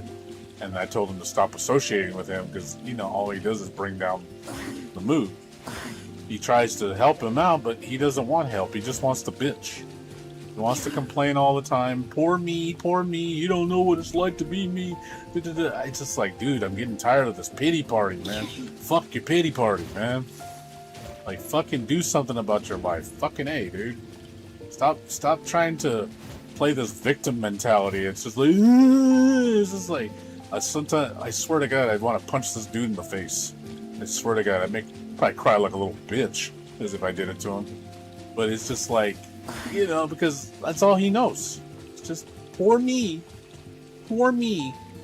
I'm so mistreated. Poor me. The world's so stupid. Poor me. All day. Like, oh my God, shut the fuck up, dude.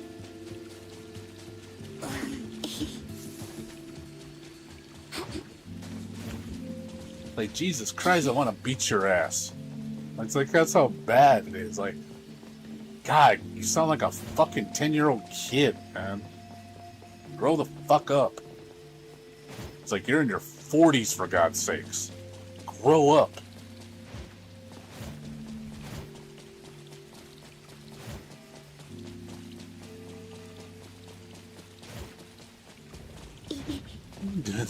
Do you do that? No, you don't do that.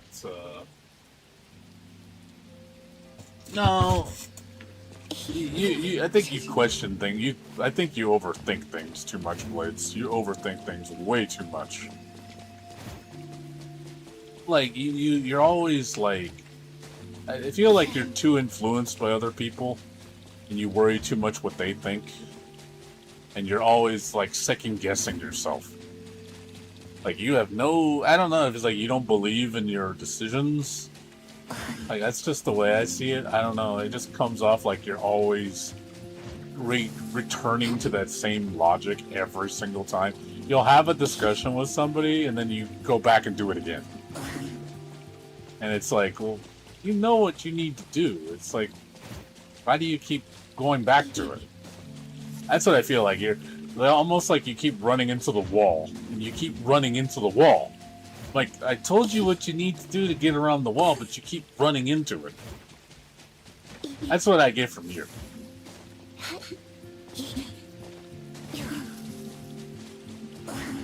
It's like, dude, it's like I told you how to get around the wall, but you just keep running your head into it.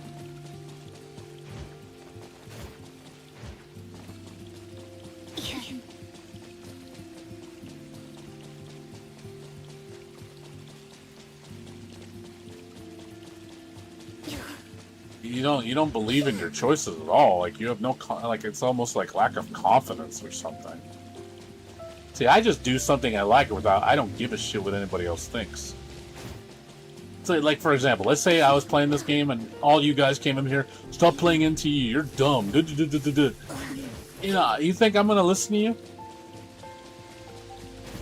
You think I'm gonna be like, okay, you know, maybe I shouldn't like this game. Maybe I shouldn't do this. Maybe I shouldn't do... You think I'm gonna do that?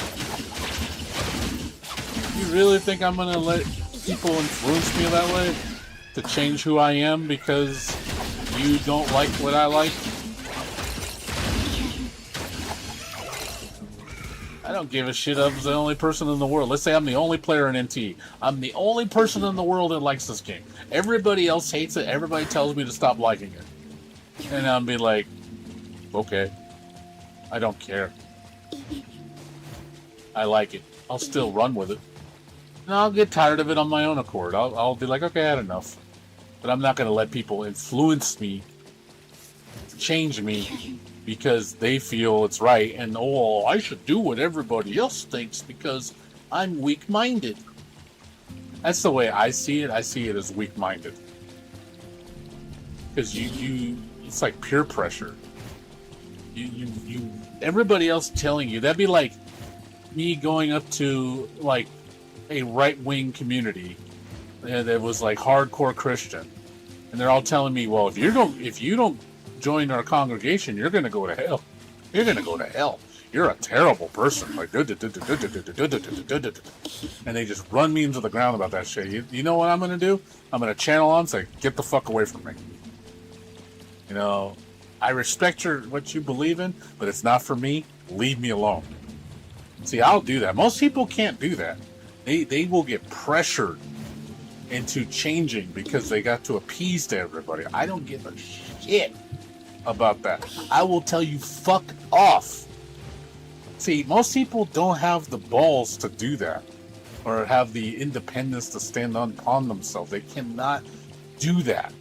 To them, it's like, well, you can't speak your mind. You know that it's going to cause problems and people are going to think you're weird. I'm like, I'm not weird. I'm just being who I am. What happened to that being wrong? Why am I wrong?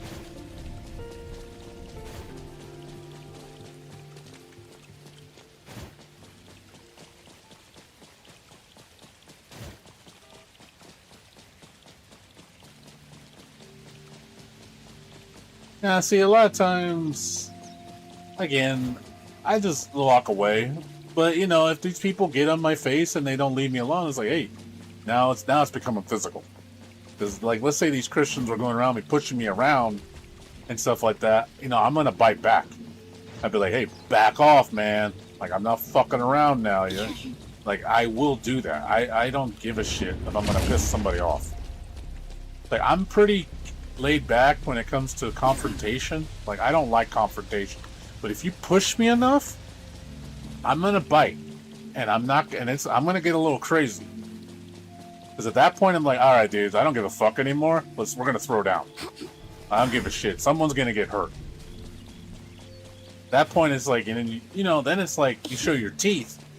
And then people usually get scared. Because now they're like, okay, this guy's fighting back. You know, like, okay. And then a lot of times they back off because now they're like, oh, it looks like I poked the bear. I'm like, yeah, you did poke the bear. Now the bear's going to hurt you if you don't stop. Now, you're provoking me now.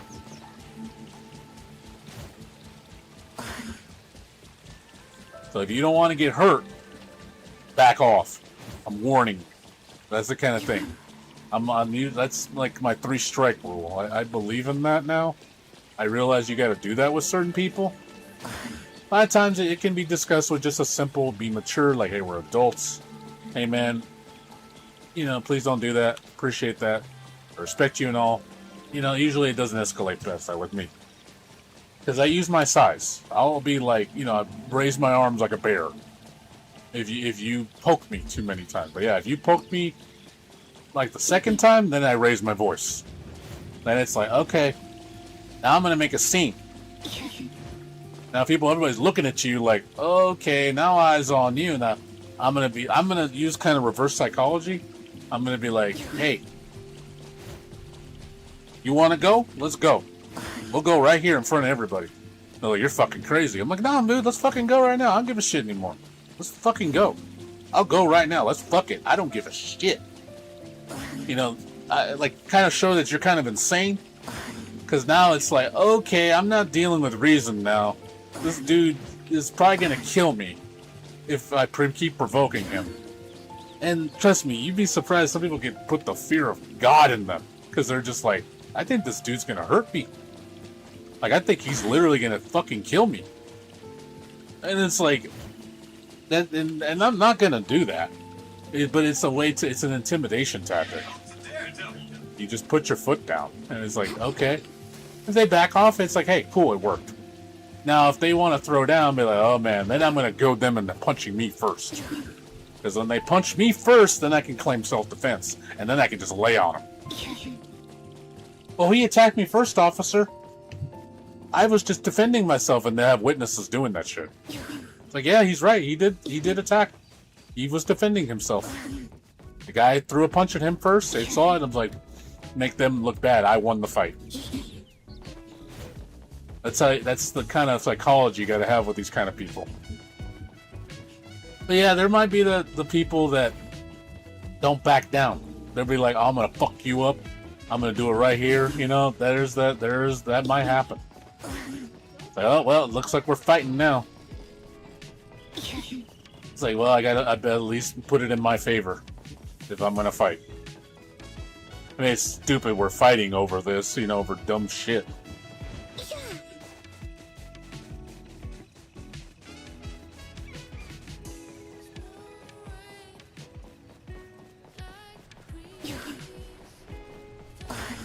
Again, it never really gets to that, though. It's rare. I've never had things escalate that bad.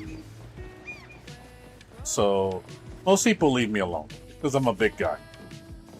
You know, and if something rowdy goes on, you know, a lot of times it can just be discussed.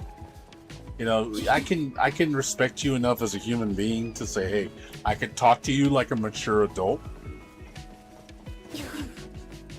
It's like, we don't have to do this, you know? Hey, man, I'm sorry. We got on the wrong foot. You know, hey, man, it's all good. I don't mean you any harm. I just, you know, I'm just minding my own business, you know, like kind of thing. You explain your situation. Like, some people are reasonable. They'll realize, like, hey, man, you don't have a threatening aura. You're not looking for trouble. You know, but there's some people that just like to instigate. And then that's where you got to put them in check. Put your foot down and just say, hey, okay, I warned you. Now the second one's going to be, I'm raising my voice. The tone has changed. Now I'm going to get you scared. Like, knock it off. I told this to one of my friends one time when I was at Anime Con. I said, I said to him, I'm just keeping it real with me, man, but you need to fucking stop, you know, that bullshit you coming out. You come out such a fucking asshole. I said, you know, I don't know who you think you fucking are, but God, I just want to punch you in your fucking face sometimes. He was shocked at how forward I was with him. Like, legit just shocked. It was just like, he looked at me just like, whoa. I have never heard someone just get in my face like that. And you know what, though? He said, I gotta give you mad respect. You didn't hold back at all. You came forward at me, you know, telling him what he needed to hear. I said, dude, you needed to hear it, man. I'm just telling you what you need to hear. You need to work on yourself, man. You're not a very nice person. You're kind of a piece of shit. Just being honest. You know, he's wondering why a lot of his friends don't like him. And I was like, because you're a fucking arrogant prick. It's like, just being honest, man. You know what? I respect that, though. You know, the fact, if somebody told me that, I'd respect them. I wouldn't get mad at them. And I'd be like, you know what? Thanks for telling me that. I didn't realize that. Appreciate that. You know, that's maturity. That's being mature. That's owning up.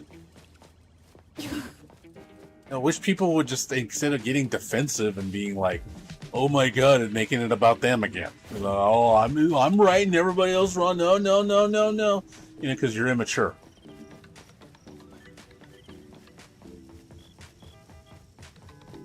You try sneaking in narrow places as a big guy. Sneaking in narrow. What does sneaking have anything to do with it? Why would I sneak? I kind of mind my own, like, when it comes to, like, the outside in the world, I kind of just mind my own business. I don't really bother anybody. I'm very, like, I'll communicate with others, like, how you doing, good day to you. You know, I'm very cordial when I'm in public. I will communicate with others. You know, if I see someone that says, good day to you, you know, good morning. You know, I give you that sense of, like, you know, it's kind of like reaffirming to people that I don't mean you harm. You know, I'm cool with you. You know, we can be live and let live kind of like mentality. That's just how I am when I'm in public. You know, but the only time I ever get nasty is when I get provoked. It's rare though. I just don't have many people that do it. A lot of times I try to avoid it, though. If I can avoid the confrontation, I'd rather avoid it. I don't want to get into a confrontation. I'm not looking to scrap. That's not me. I'm not into that shit.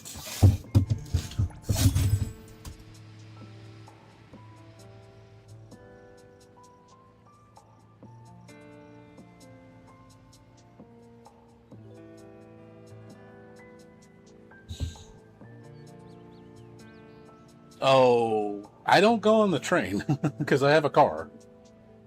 If I did, I would just stand. You know, I'm polite on the train.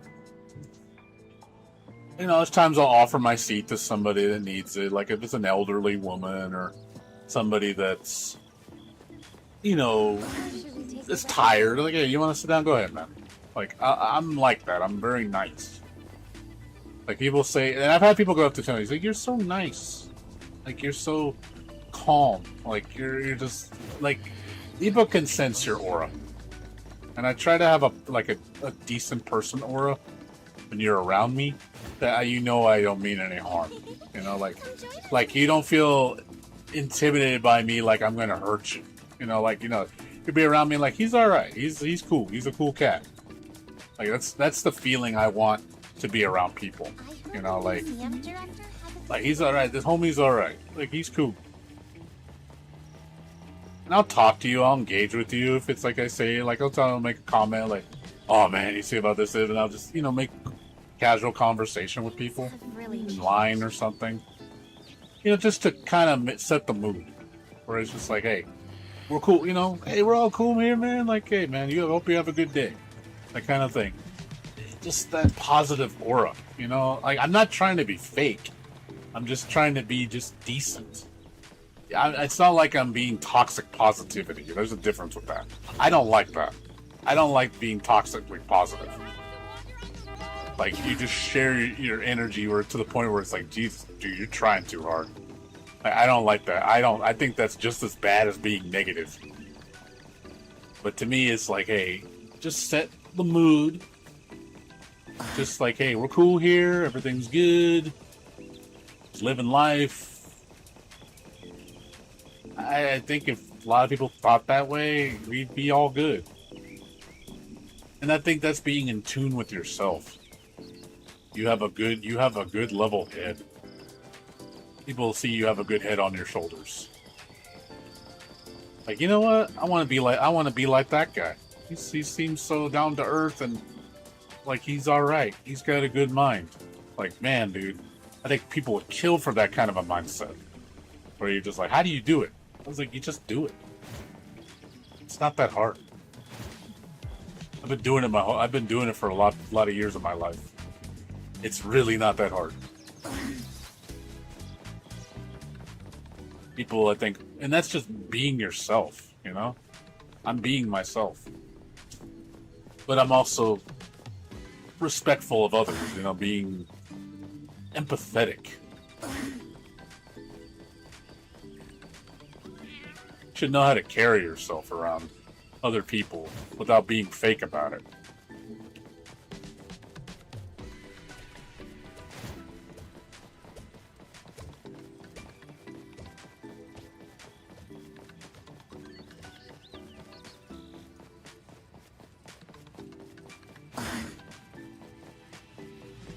Well, again, I think it all comes down to just to them people. It's all, you're making it too much about you.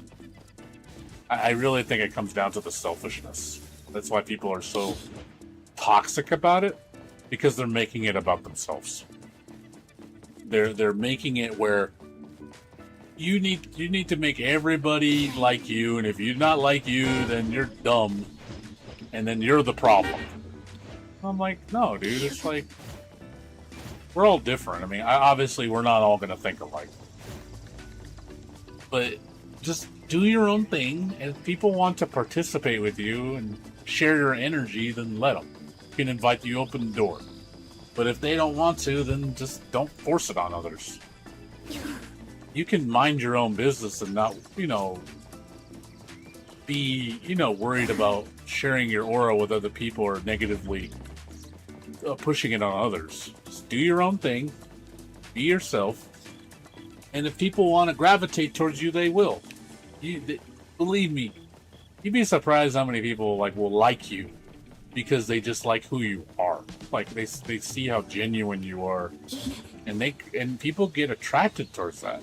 I've had a lot of people just walk up to me, like when I used to go to anime cons. A lot of people, even girls. And I get girls talking to me, just because they're like, man, dude, you're so chill, you're so... And they say I'm very articulate the way I speak. They say they find me very intelligent. And a lot of girls were getting attracted to that. I'm not joking. I wish I had my pictures. I could show you all these chicks talking to me. And I'm just being myself. And it's like, you know what? So that's how easy it is to get girls. Good-looking girls, too. I had some girls in me damn, dude, I'd hit that. But it's just being yourself. The key thing, just being yourself. It goes a long way, dude. But you should be mindful of others.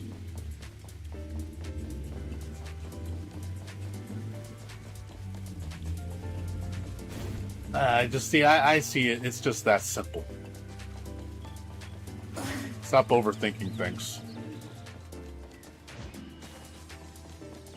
And when those inner demons talk to you, because I'm sure you get those inner demons that try to bring you down or try to tell you otherwise, you just need to shut it out. You really need to shut it out. You know it's there to hurt you. Those intrusive thoughts are there to bring you down, to destroy you. Don't listen to it. What would you like? And there's going to be realities where things are going to happen that you can't control. Like people not liking you. There's going to be people that hate your guts because of the way you are.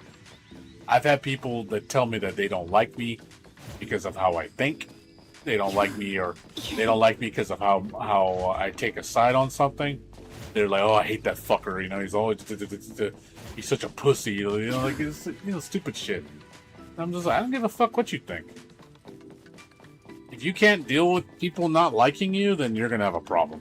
Because a newsflash, someone in this world hates you, and there's nothing you can do about it. It's gonna be something they don't like about you because of what you do. You do something, and it's like you can never make them happy. They will always hate you. And I have my enemies. I don't mean them any harm. I leave them alone. But you know what? It's like, I'm not going to let them destroy me because I'm not gaining their approval.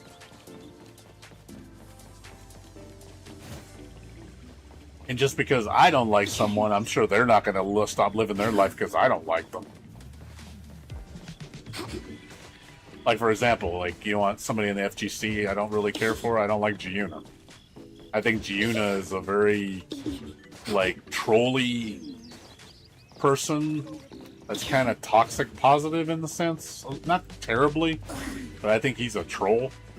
I'm not a fan of those kind of people. I'm more like Majin Obama. I like him, his mentality more. I think he's more real. Or Giuna feels a little bit fake. But that's fine if they're not gonna lose sleep if I don't like them. And it's okay to dislike somebody. If you don't like them, just don't participate. Don't go around them. You don't have to be around those people. Leave them alone. Just don't participate. That's why I don't go around the FGC around them. Why am I going to invite myself to that group to get myself riled up?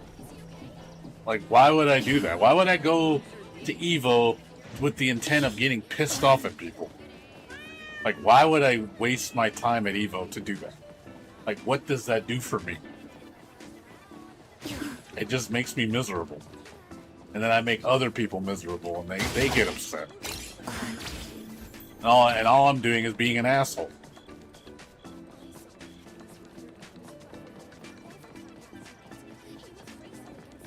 What's up, Youngin? How you doing?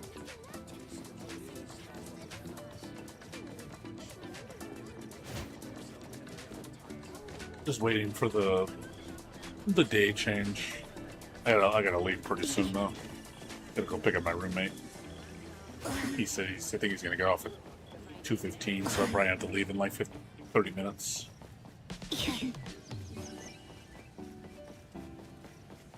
have really changed. Giuna? I don't know, I think Majin Obama's more real. Because look at Majin Obama, I mean, even he doesn't play... He's not in the fighting game scene as much anymore. He mostly talks about real life stuff, like in Japan and stuff. He cares more about the culture and stuff. He's focusing his energy on different things. I don't know, I think Giuna's still trying to be part of the fighting game scene. Like, I know he does commentating and stuff, but I don't really see that with Majin Obama. Majin Obama just seems to be like... I think he legitimately doesn't like the current fighting game scene, like the fighting games themselves. So I don't really see him participate in it, from what I see. For Giuna's still trying to stay relevant. That's just my perspective. I don't focus on their streams, so I don't know, or focus on their activity in social media. I have no idea. I don't really like go after looking what they're doing. But that's just from what I know from surface level.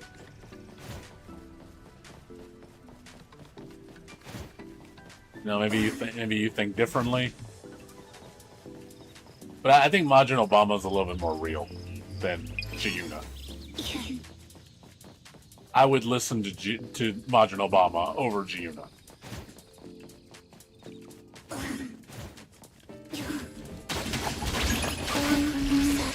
Do this.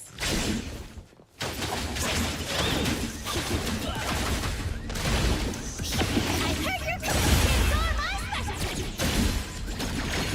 Leave it to me.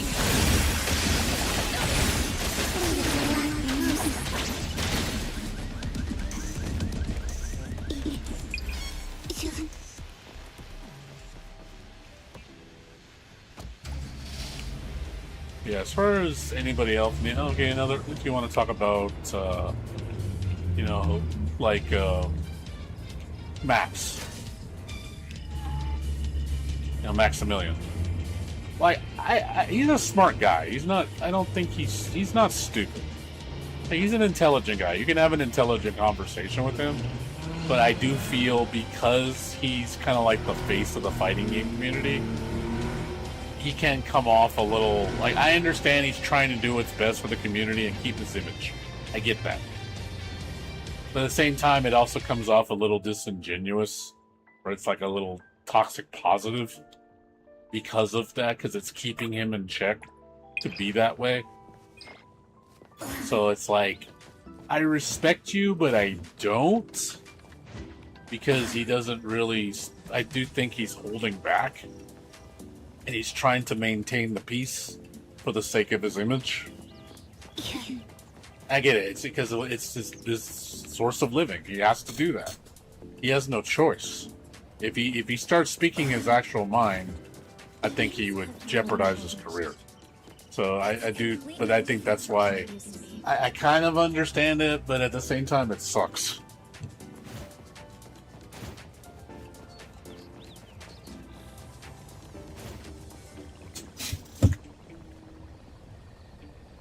What's up, Julian? How you doing, dude? What's going on?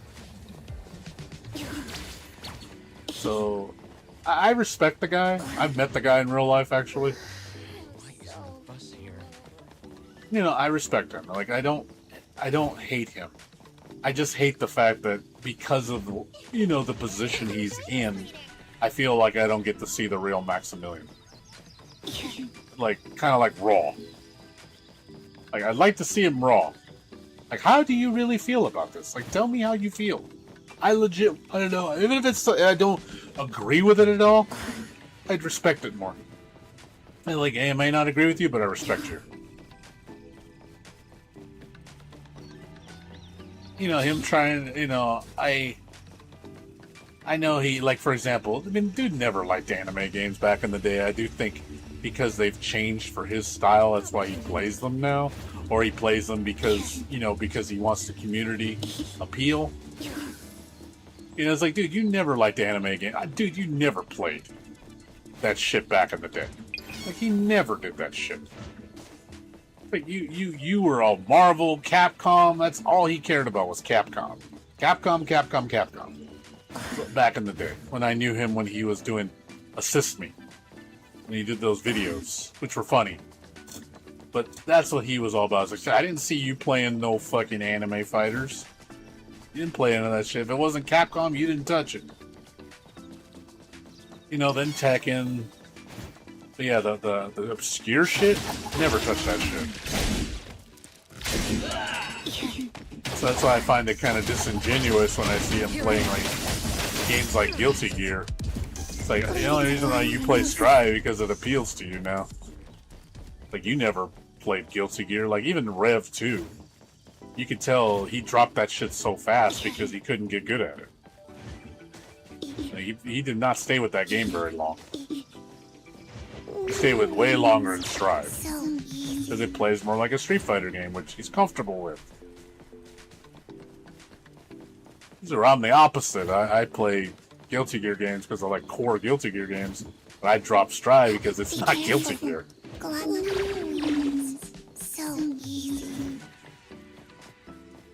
I'm doing okay, Julian. We're just talking about FGC stuff. Be careful. Glass.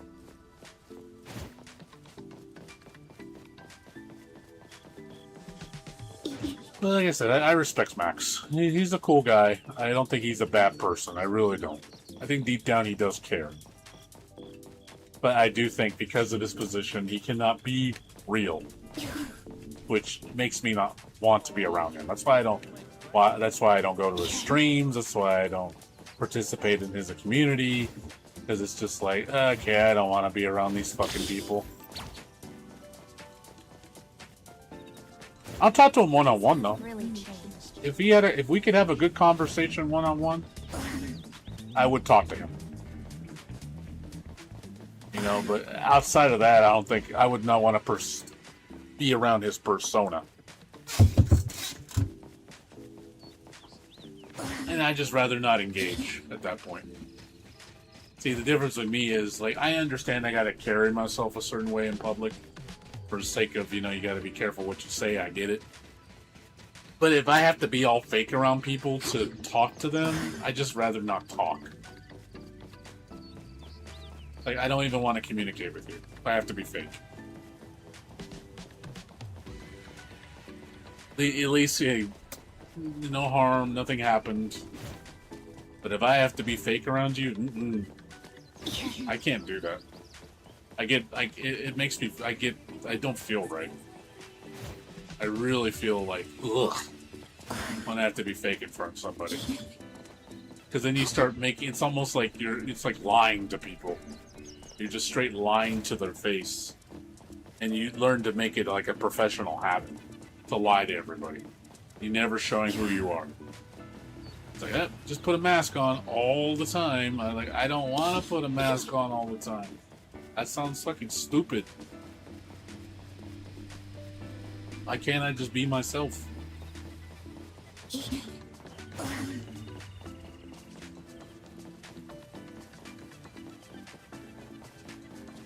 Obviously, I'm not going to do things that are going to hurt people. Like, I'm not going to go up to a random person and say, you look stupid. I'm not going to say that. Even though I might think it in my head that the guy looks so dumb. Like the way he's dressed or whatever, just because, or he's acting like a fool. I'm not going to purposely go up to you and tell you that just to be an asshole. Like, you don't have to do that. That's just messed up. You don't need to be a jerk. I don't think that's being fake. That's just you're being empathetic. And you're minding your own business.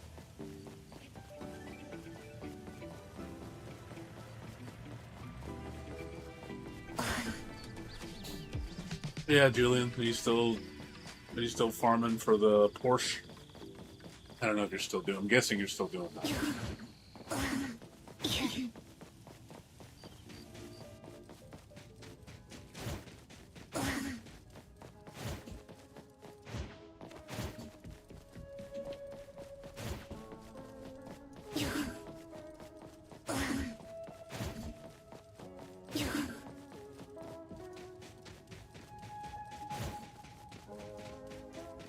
If anybody else wants to talk about anything, feel free to speak.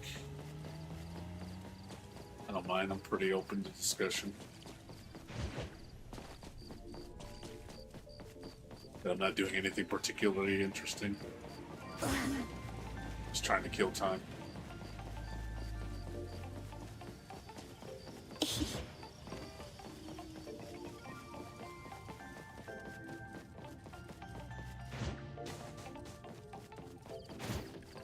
Still there, Blades or Yadra.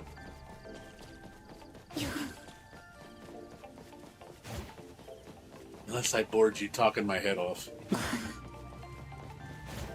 I saw we.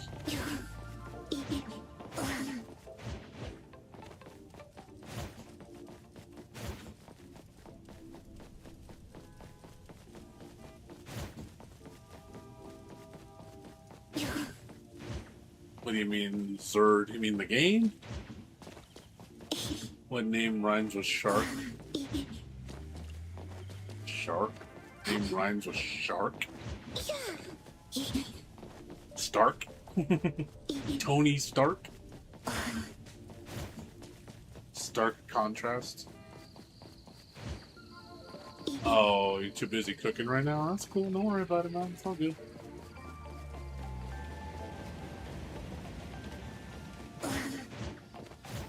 But you're saying Zerd, you mean the fighting game? Zerd? You tried to play Zerd? Couldn't get into it?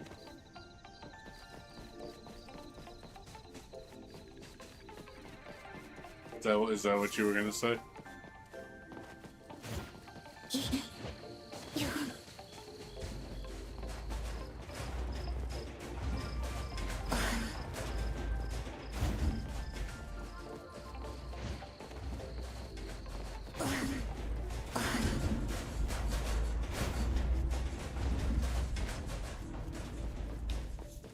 Was it not your type of game?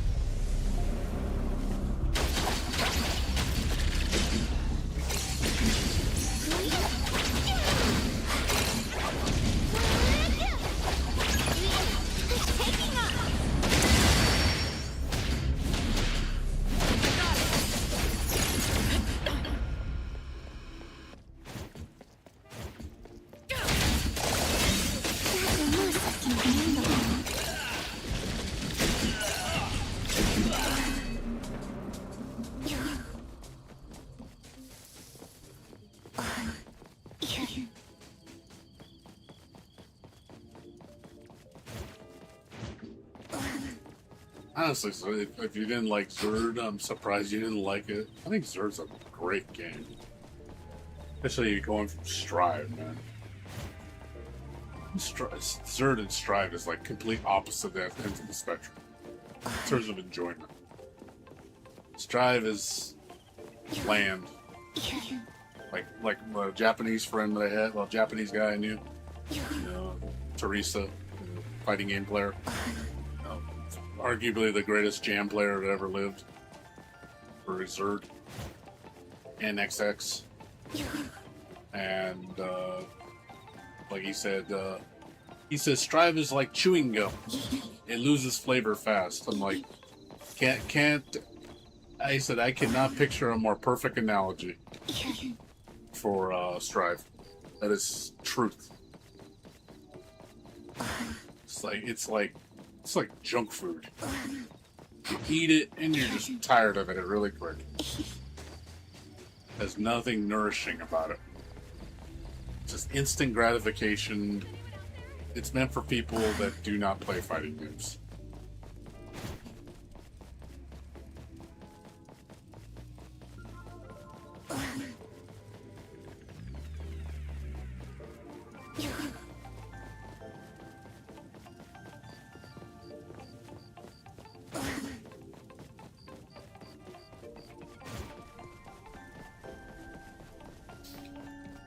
But I'm curious what you think, Yadra.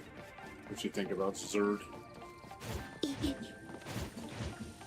think it's, bad or couldn't get into it?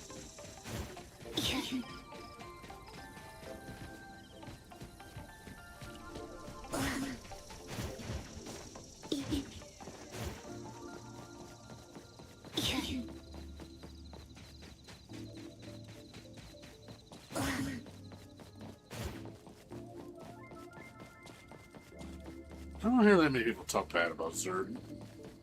I know some people prefer XX more.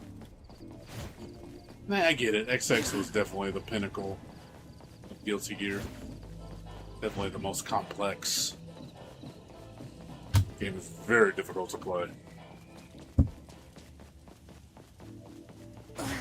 I think Zerd's a good medium. It's not quite as crazy as XX, but it's still pretty crazy. But Strive is not crazy at all. Strive is just slow and boring.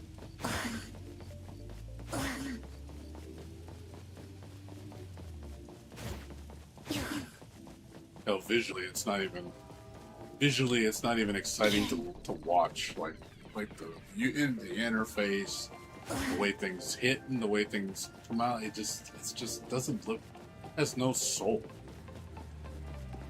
It looks so devoid of personality.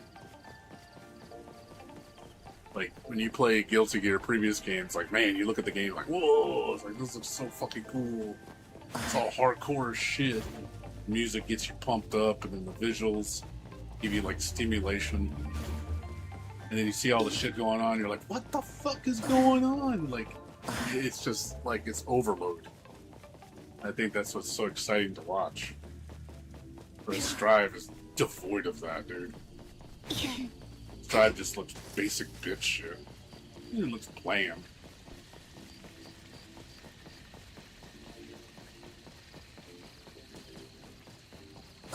It's like you took an awesome pizza and you just dumbed it down to like pepperoni with cheese on it, and it's just basic bitch shit.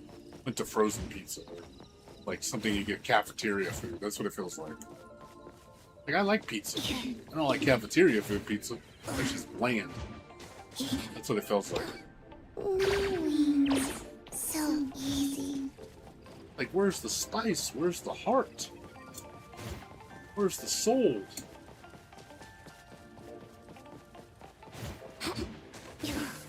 Why doesn't my food have any bite to it?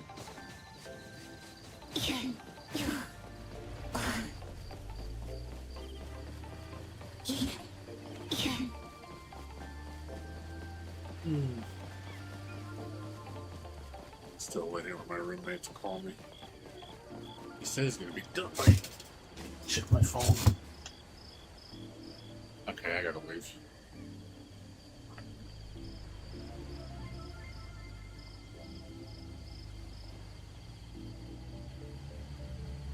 Alright, he's ready.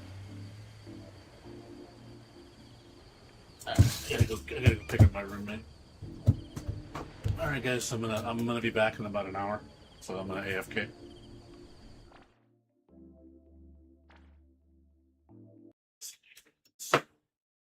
You gotta pay extra for that.